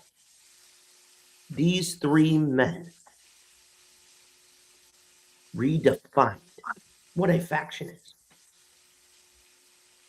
And for Seth, there is speculation that he is, at some point, going to call it a career. He's already said at some point, not too far from now, that's coming. So, somewhere down the road, we'll see. But overall, these three men have built a legacy of their own. Not just singles, but as a unit. The highs, the lows, all of it. And now the chapter to the book is done and over. Gunnar, what were some of your favorite moments from their careers altogether? Altogether, I'm looking specifically at the beginning, their debut. If correct me if I'm wrong. Who was the first one they triple power bomb through that table? Ryback. It was Ryback. That's Yeah. a statement in on itself, right there, guys. When you're taking somebody as big and bad as Ryback, now granted, yes, he has his controversies now and blah blah blah blah blah. But at the time, Ryback was looking at the next Goldberg. And Sort of, yeah, I get it. He was kind of this generation Goldberg for like a hot minute. Very hot minute, especially when they put him in the black trunks. Yeah, yeah, I know. If that wasn't such a we're trying to recreate Goldberg, I don't know what was. But when you debut in such a fashion like that, that's shocking. What's even more shocking, this is one of my favorite ones. I remember when they did it to The Undertaker. Oh, in London, that's right. When they did it to Taker, even at that point in his career, nobody touched Taker like that. Mm-mm. Nobody could lay a finger on The Undertaker like that, but the Shield did it.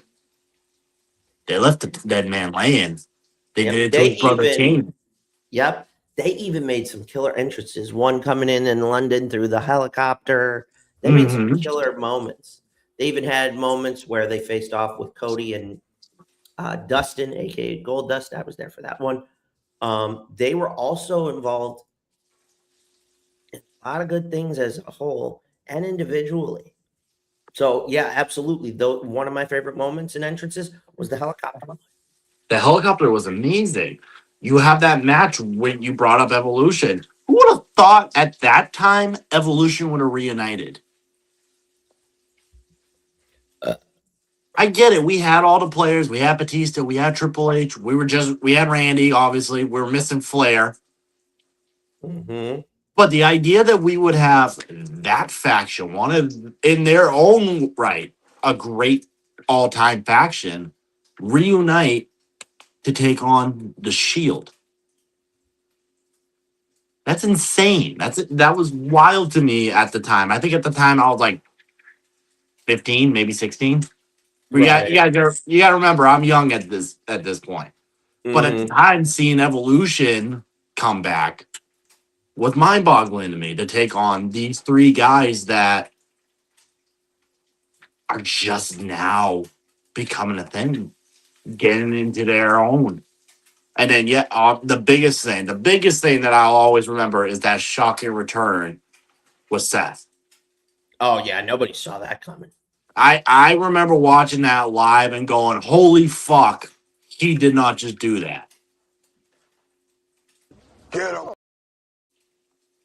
The idea that they were going to break up the Shield. That's right, Stace. Yes, sir. We will always believe in the Shield because the Shield. They rewrote the book. They really did. Truly did. They Ganging up on an opponent. They rewrote some killer ways to make an entrance. They all three, and I think Roman took a little bit longer. Well, you mentioned it when you were going through Roman's career. It was very much in the early days. This just broke. Oh, Breaking. Jacob Fatu has finally pushed Adam Pearce too far due to the incident that took place last Monday night on Raw with Royce Keys 2 weeks ago. Adam Pearce has been forced to do something to take care of Jacob and is flying an overseas star to the U.S. Who could it be? I don't know. But Adam Pearce had enough and said, now's the time for penance. This is just breaking. So I guess you're going to have to tune into Monday Night Raw tomorrow to find out.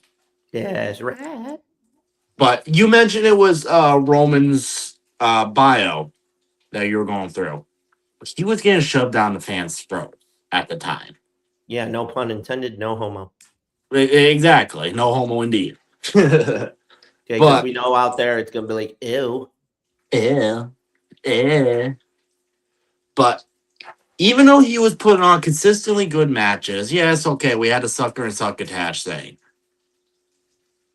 Which I remember when he said that, yeah, I chuckled because I feel like Vince and I have similar humor. But at the same time, I went, why did you make this big Samoan bastard say that? The understatement. I ended up dying of laughter because immediately, I'll never forget this as long as I fucking live. I'll say it before, I'll say it again. The look on his face was priceless. Yes. As soon as he said it, he knew. He knew it fucking flopped. He knew. He's a smart man. He's a very intelligent man. Look at the way the highest paid performer in wrestling right now is Roman Reigns. I know we could talk shit about him saying that, LA Knight had the Walmart watch, if you will. That was still a $500,000 watch that he was wearing? Mm-hmm. That's something you and I will never be able to hold, buddy. But the point is, yes, it did take a while for Roman to become beloved. He had his fans during the Big Dog era. No doubt about that. He had his fans, but he was having worse than Cena reaction at that time. We all know how that turned out. Right. If you guys are listening to Conrad right now, there's a big conversation with Conrad's podcast. Is Roman Reigns one of the all-time greats? Is he a Mount Rushmore character?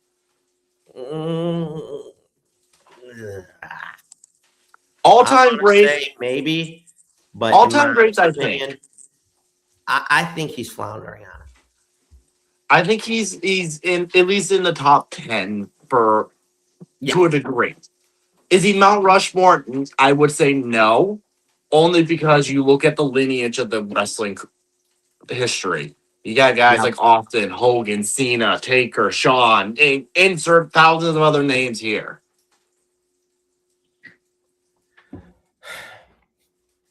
Stacy brings this up, and this is going to be my last point about it.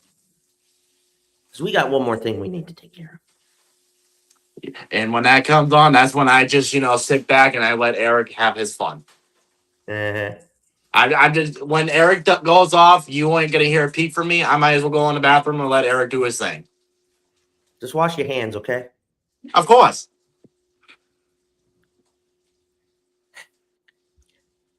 If they wouldn't have split them up,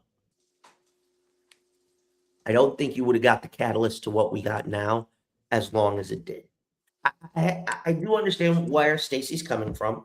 I do. But here's what I would have done instead. Just hear me out. Do the split the way we did it. then do something really, really interesting. That split stays for 2 years. Let's get to 2016. Who debuted at the Royal Rumble 10 years ago? That's right. AJ Styles. A couple of months later, his boys, Gallows and Anderson. And we all know the founder of the very shirt Gunner is wearing was there too. I had it in my head. Scenario, we get the brand split. Bullet Club lands whichever brand you want to put them on. Finn is they do the things where they keep teasing Finn coming back. But this is where it leads. One night Finn loses a title match and he's pissed. Like legit pissed. And then all of a sudden, knock. Come in. You don't pan away, but you hear a voice going, put that back on. He looks down and goes, ooh. And throws this up and this. And you know what that means. And throughout the summer, you just have 4 original members of Bullet Club run roughshod on the roster, on both rosters. Just you don't know where they're gonna what's gonna happen. They've gone renegade. We get to Survivor Series.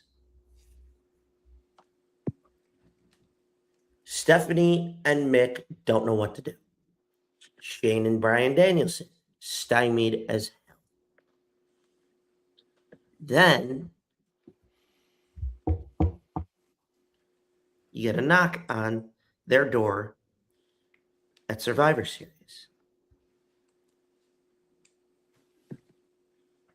In walks Roman first. Says, you need them dealt with? I'll do it. And the 4 of them look and laugh and go, you're going to do it on your own? And he goes, no. I brought back. And you play it in a way where before that, you tease the reconciliation like they did the one time where Roman's sitting there all discouraged. Dean walks into the frame, and then Seth walks into the frame, and they nod to each other. It's before that infamous where it's Roman and Seth doing this, and they're yelling at Dean, come on, come on. And then Dean finally comes back into the mix. And they did it more than once that way. So then you see that. But they still have 4. You're only up by 1. And I'm going to use 2 different names for the 4th. Here's how you do it. First one name I'll use is this. They go to leave and go, we like those odds. And Stephanie, Shane, Foley, and Danielson go, we don't want that. Because if one of you goes down, then everybody's screwed. Knock at the door. They go, we'll let this person. And in walks Samoa Joe and says, you got an infestation. He looks at the Shield, goes, I don't like you, but I respect you. Let's go deal with some roaches. Or the other way. The knock. This is how you could debut him on the main roster. Even though you did it the way you did it in NXT against Sami Zayn, which I thought was brilliant. It's beautifully done. In walks Nakamura. He goes, I'll pick what brand I want to go with when I'm ready. Finn.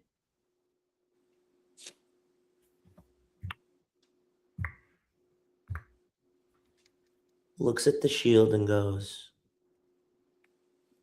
and Rome looks at them and goes, what do we got to lose? Just like that. And that's exactly how you do it. Okay? But now, That concludes a wrestler's life. The Shield will be remembered for many moments over modern wrestling. So to celebrate, Woo! 44, that's me! Get some cold cuts, get some cold cuts, get some cold cuts. the Cold Cut Man's happy. He's very happy. He's a very happy man. Well, Uh-oh. uh-oh.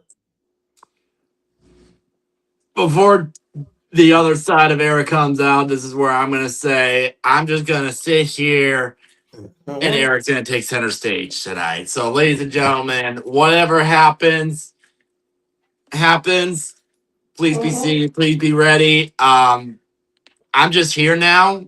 Eric, I'm afraid, but this is all you now, bud. I know. Just sit tight. Don't go anywhere yet. Have fun.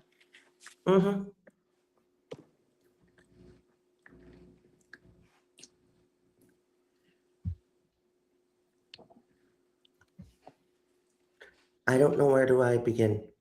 A great many people have faced my wrath over the last 9 seasons so far. Tony Khan, Jericho on multiple occasions, Punk, the Bucks, Bubba Ray Dudley, Tessa Blanchard. There's been plenty of them. But the repeat fucking offenders. And this one today, Paul Levesque,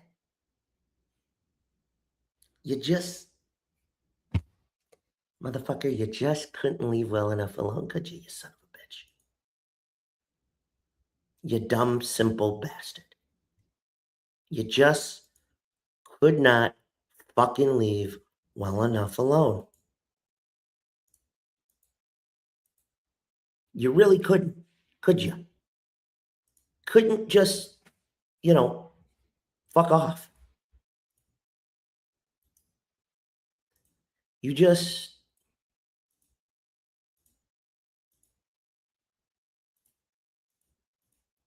couldn't leave well enough alone.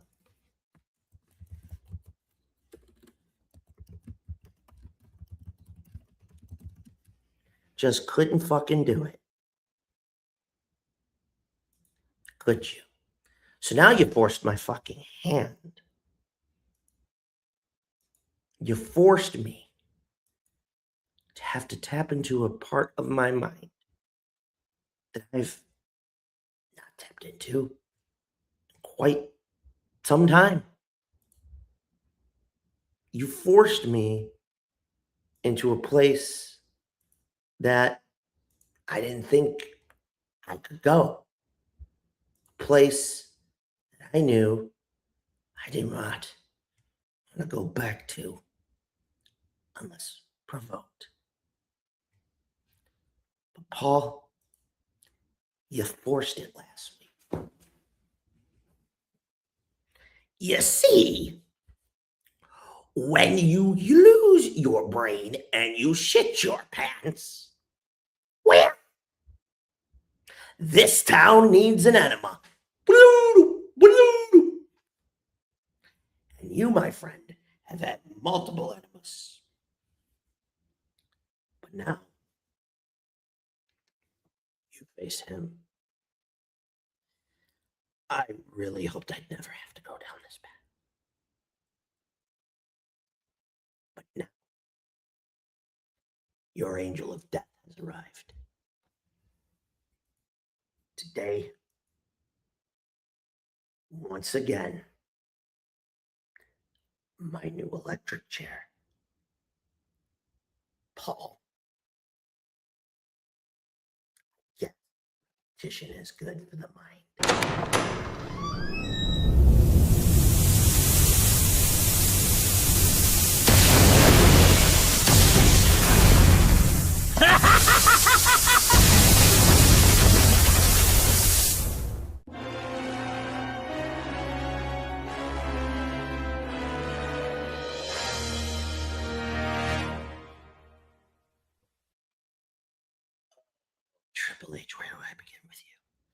Could start by ripping you for your early part of your career once again, looking like the British aristocrat with a dildo so far up his ass it tickled his brain and made him probably jizz too much all over himself.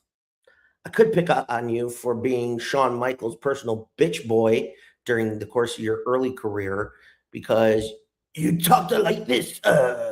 Your promos sucked a big bag of dicks. The Rock finally put you in check. Then, 2012, 2013, you become a member of The Office. And you sometimes sounded like you were taking a big ass diarrhea shit from the tainted food at Taco Bell currently. There you are, sitting there bald headed. If you would have merged your face and Vince's face, we would have had one of the ugliest looking Ron Jeremy mutant children in porn. Triple H with the longer beard, looking like a hobo trucker. Where do I begin with you? It says it all. You sold your soul. And for what? Let me explain something to you. You made a promise once that this would all be yours. And it did. But then the merger happened. I think that was Vince saying, fuck you. Shit. You didn't even let Vince's own son take the reign. You've become such a nepo, narcissistic, Gen X douchebag that can't get the enema stick out of his own ass. Get him. You look like that beard. Shave it. You're not an old school trucker. And you're not a fucking homeless hobo either. You're more like Patrick Mahomes in his rookie year with his thumb up his ass. Oh, wait, that's every year for Patrick Mahomes, so fuck you, bitch. You ain't shit. Yeah, I said it. You ain't shit. Okay? Hunter, your promos sound like you are straining your own ass while you take a shit. I can't begin to tell you the number of times when you had gone from the blue blood into the DX shit that you sounded like you were on the can trying to push out the biggest food baby on the planet.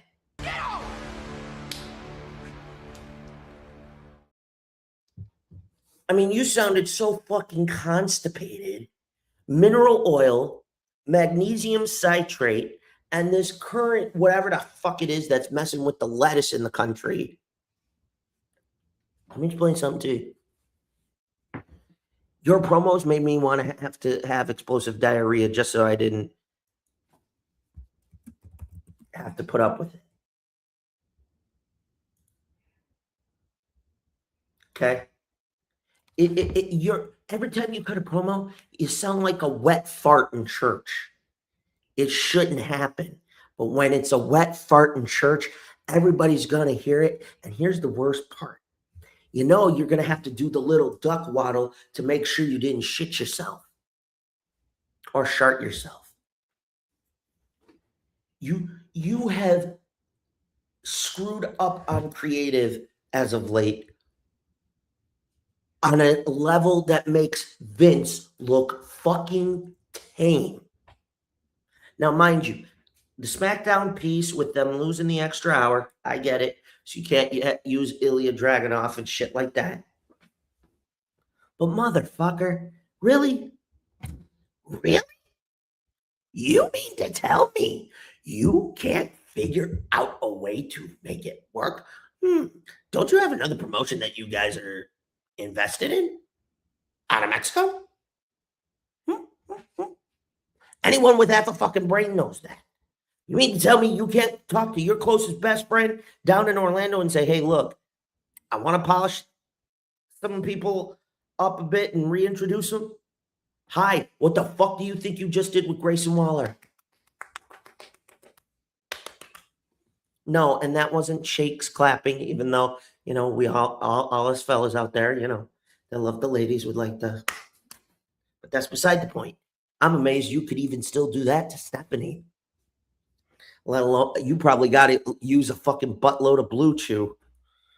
Okay? Because the way she was looking at the one fucking presser for her show, damn, she got that MILF thing going. Big Buddha ho, hump with it. Let me explain something. If you ain't hitting that right, I promise you, she's gonna get some 20-year-old coming up and he gonna clap it and you gonna be like, how the fuck did I screw this up? Okay. And that's just me attacking you on the white front. Because if I was cutting a promo, yeah, I'd go there, but I'd look at you in the eyes and go, listen, dude, if you can't see it, we all can. Your creative makes me look back at the dark times of the mid 2000s after you fucking went kid friendly. Okay? Explain to me how this doesn't feel, everything the last couple of weeks to months doesn't feel like the time that you had a referee disqualify Seth Rollins in a fucking Hell in the Cell against The Fiend. It felt like I was watching that from Vince going, what the fuck? It's Hell in the Cell. There's no DQ. I would have loved to taken that ref out back with a 2x4 and first whack him in the ass, whack him in the head, and then find the biggest pine cone on the planet and do to him what Satan does to Hitler in Little Nicky every day, twice a day. Big pineapple right up the Hershey Highway.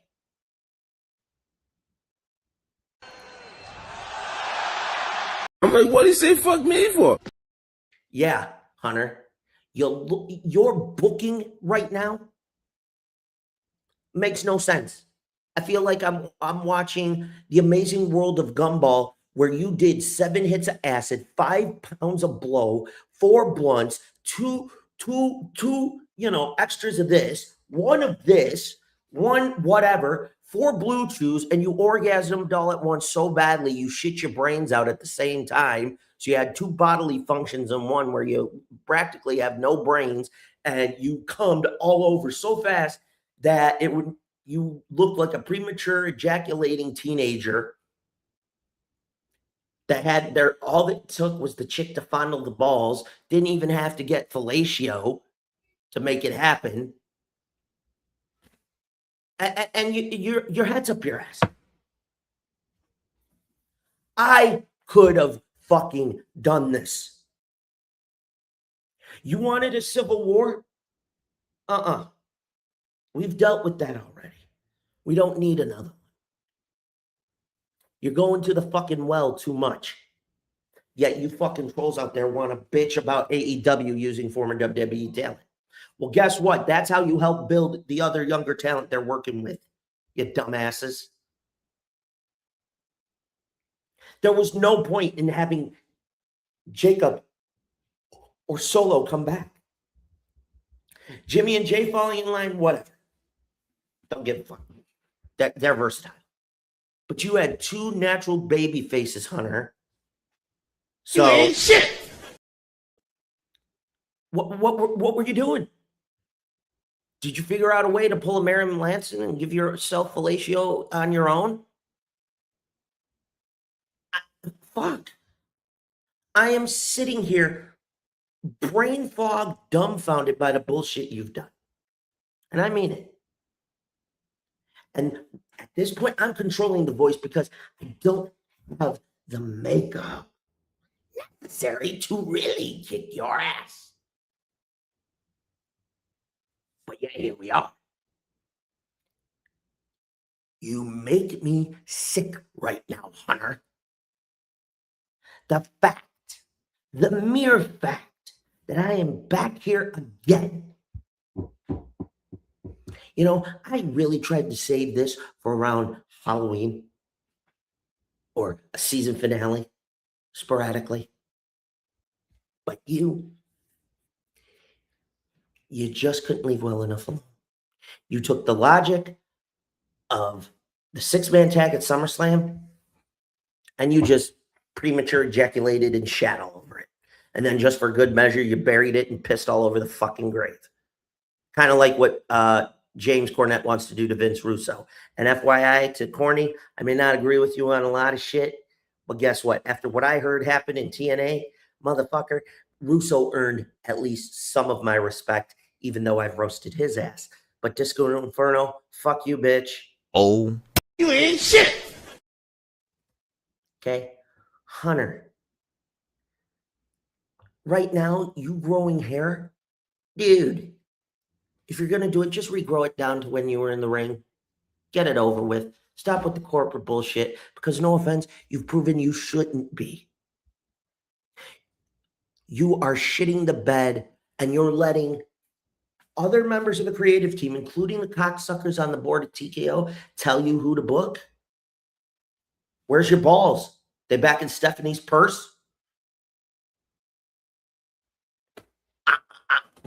Tell me I'm wrong. Hunter, every time everybody makes fun of you for not having balls, you prove them right. Where's the motherfucking cerebral assassin? That's the guy I need booking. I need the guy that would look corporate in the eye and say, go fuck yourself. You're acting like a perpetual child. You're acting like a bull who got his balls chopped off and is now hobbling and going, or whatever the fuck they sound like after they have their balls removed. Damn it. You know, what really fucking pisses me off about this is the fact that you have in your face tonight Jacob and Solo. Jacob could have stayed babyface and stepped in for Royce. Instead, you did it this way. Why? You're going to try and castrate Zilla next? Because he's already said, fuck you, I ain't doing it. You already had the MFT summon Haku. Good idea. But you're really wanting to create a civil war. Why? You want that to be the catalyst to bring the final boss back to sort this out? Makes no sense. Hunter, here's another thing you should be doing. Challenging TKO in the ticket sales because you're catering too much to a casual fan and not the generational fans that got you to this point, who can no longer afford it because you are allowing things like Ticketmaster, Live Nation, and others to jack the prices up and shove it so far up the consumer's ass with no lube, no glove, no nothing. Shit. I'm hoping Congress, and this is the only time I'm going to say anything political in this mess, I hope Congress fixes your asses because they're doing it, because these motherfucking entities are doing it for music. They're going to fuck pro wrestling fans because TKO, in its infinite jack off wisdom, wants to try and get up to UFC money. Bitch, you got to UFC money. Vince knew how to do that without jacking the price up high. I used to be able to go to a Monday Night Raw in Buffalo. Floor seats were $98 to $100. I should not be having to pay $1,000 for the floor, just the floor. It's with nothing in exchange for it.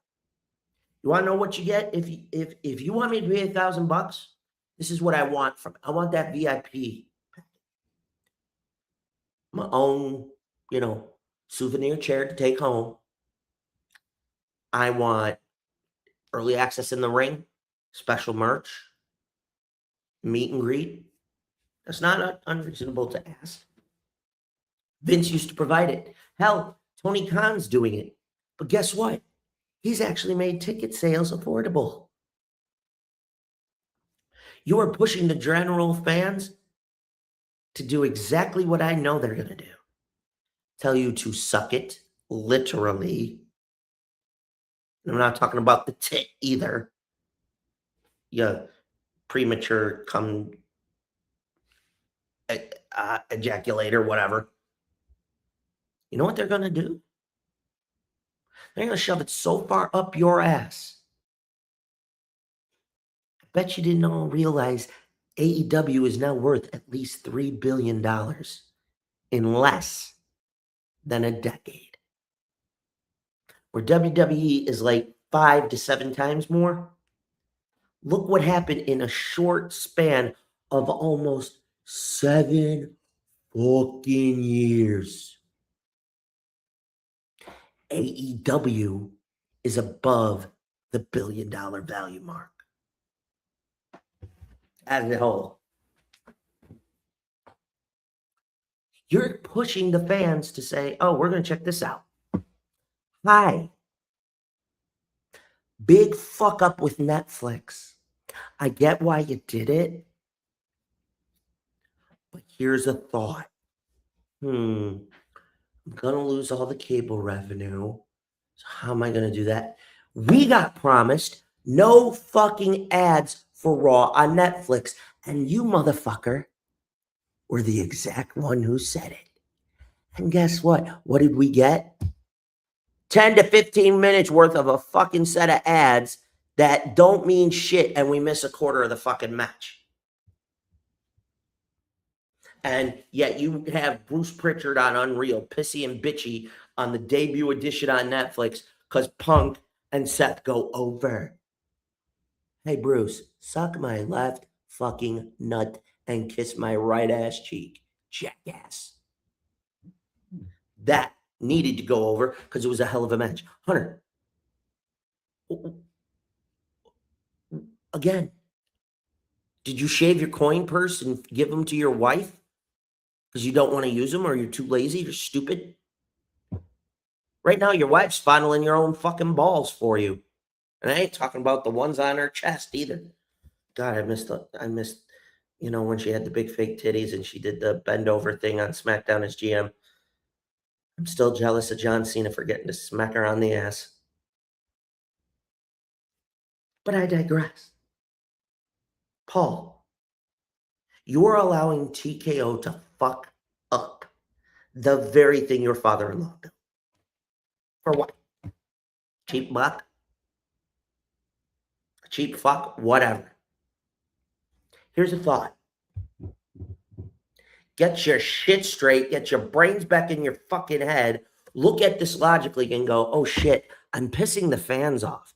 But then again, you're too busily letting Stephanie fondle your coin purse. Oh no, wait, I'll take that back. TKO has your coin purse and won't give it up because you're too chicken shit to fucking do anything. I'm blinded by you're going to lose Bayley. If that wasn't a fuck you tweet about teasing All In, you're nuts. And to the TK board, You ain't shit. okay? Because quite frankly, you're lucky I'm not screaming and swearing. Because right now I want to go ballistic. But I can't because I don't have everything else. But understand one thing, Paul. You're going to piss the wrong big name off. Imagine if this was Roman Reigns. Bet you didn't think about that one, dumbass.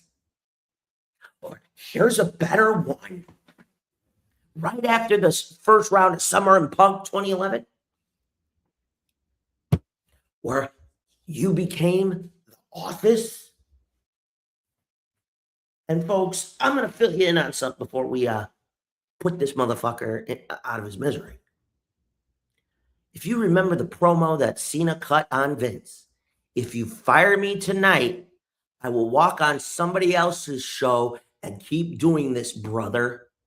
That was hey, Vince, if you fuck me on live TV tonight, by Thursday night, I will be in Florida, inside the impact zone, and I will put you down. And that was, in fact, a shoot. So, Hunter, You have talent who openly say they aren't coming back because of your father-in-law. What's going to happen when you have talent that say that about you? Oh, wait, you do. You know, you fucked this guy twice. No lube.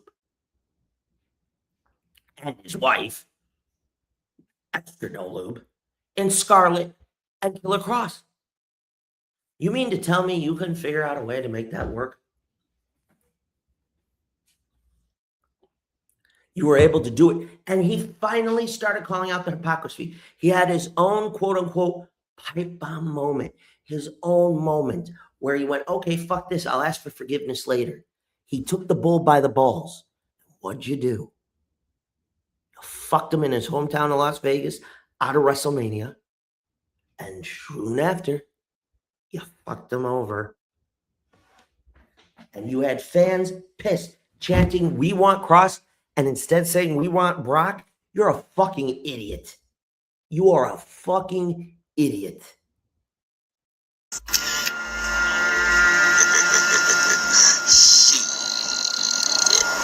Got your ass. The fact that you dropped the ball.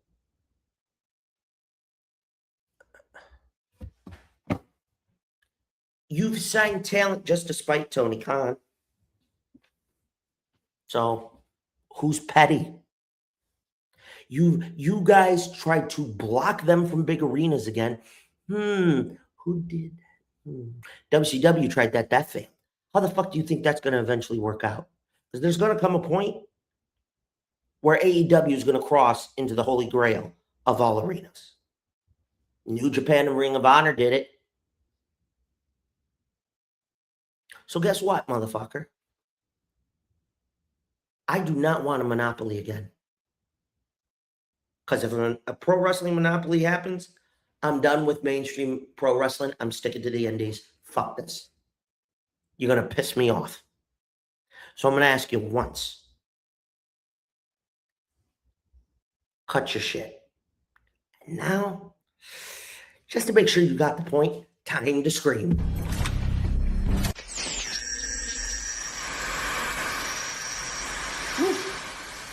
Oh, I got a live one here.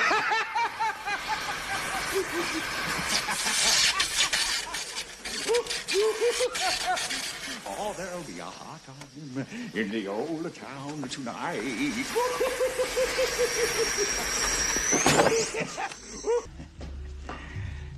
I'm glad you did.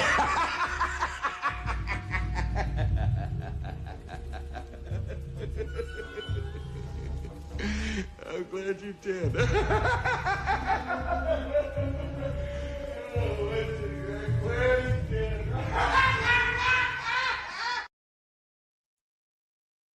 So read my lips, dipshit. Knock it off. Okay? You forced me here. The only reason I didn't go that balls to the wall, God damn it, this is good. because I tried to stay as calm as I can.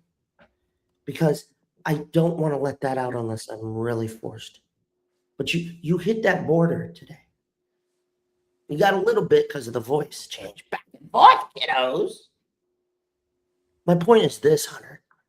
Get your shit together. Because if you don't... Please don't kill the messenger. But if I got to, I'm going to. Okay, Finn, dude, seriously, quit trying to stir the shit. Okay? Hunter, right now, your booking game... They are trash! Horrible! I mean, hell, I don't think that... I think your pullout game's stronger than that. Oops. I mean, shit. You got this talented motherfucker going, I'm too old for this shit.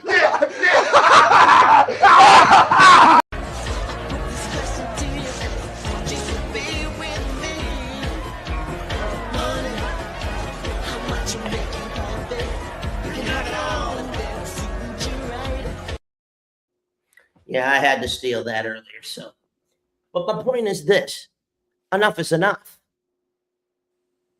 Get your shit together, make this right. I don't know how else to say it. But folks, we've come to the end of the road. Another episode is in the books. I know we went longer than I anticipated, but we had a lot to dive into. So, Gunner, tell the good people at home what you got going on this week. What's going on? Where to find you? What's new? So as of right now, I got a rare off weekend this weekend, brother. So I'm looking forward to that. I think I'm just going to be at Chaotic for helping out on Friday night. Other than that, I got nothing this weekend.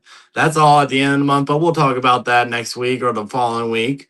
As of social media, you guys know what to do. Find me on Instagram at redneck_Moody24. Find me on Facebook at Gunner Moody.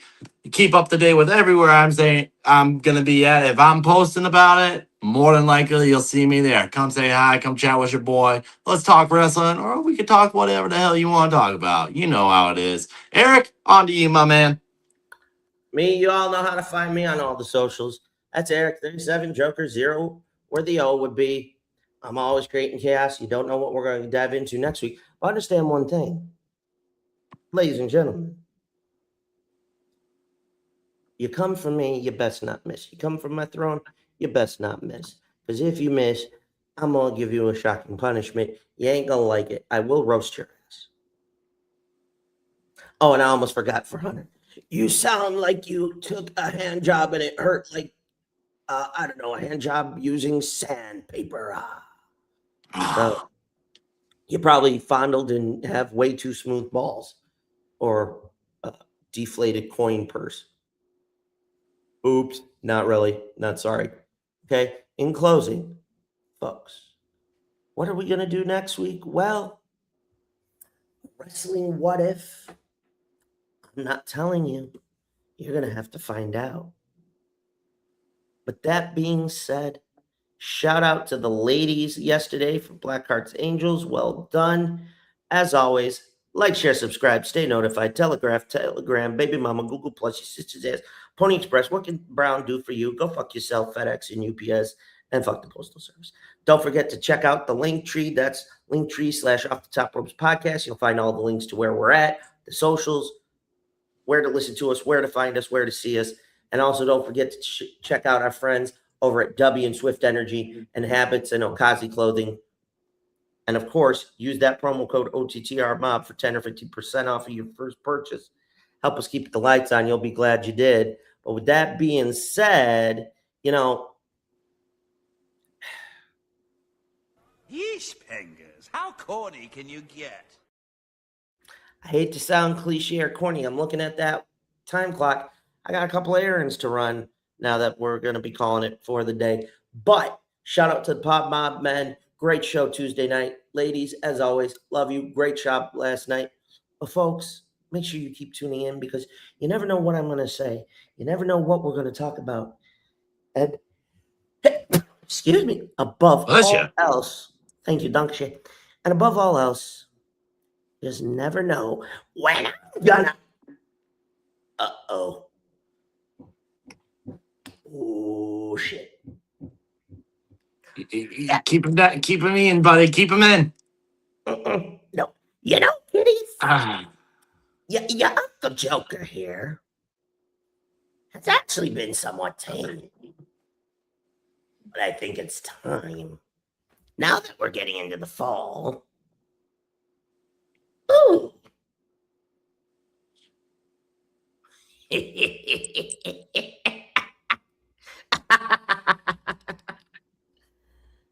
The wheels started turning.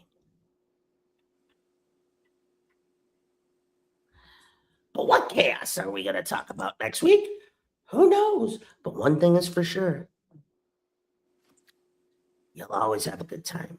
So make sure you also check out my friends, Mitch and the Hardcore Sports Network. Don't forget to hit the like, share, subscribe. Help us get to that 1,000 mark. We're almost there. But shout out to Shiz, a.k.a. the boss, Big Mike, and everybody here. I love you. I wouldn't be here without you. Gunner, you know this. But quote Tony Schiavone, We're desperately out of time. We got to go. Hey, Clavis, wake up. The show's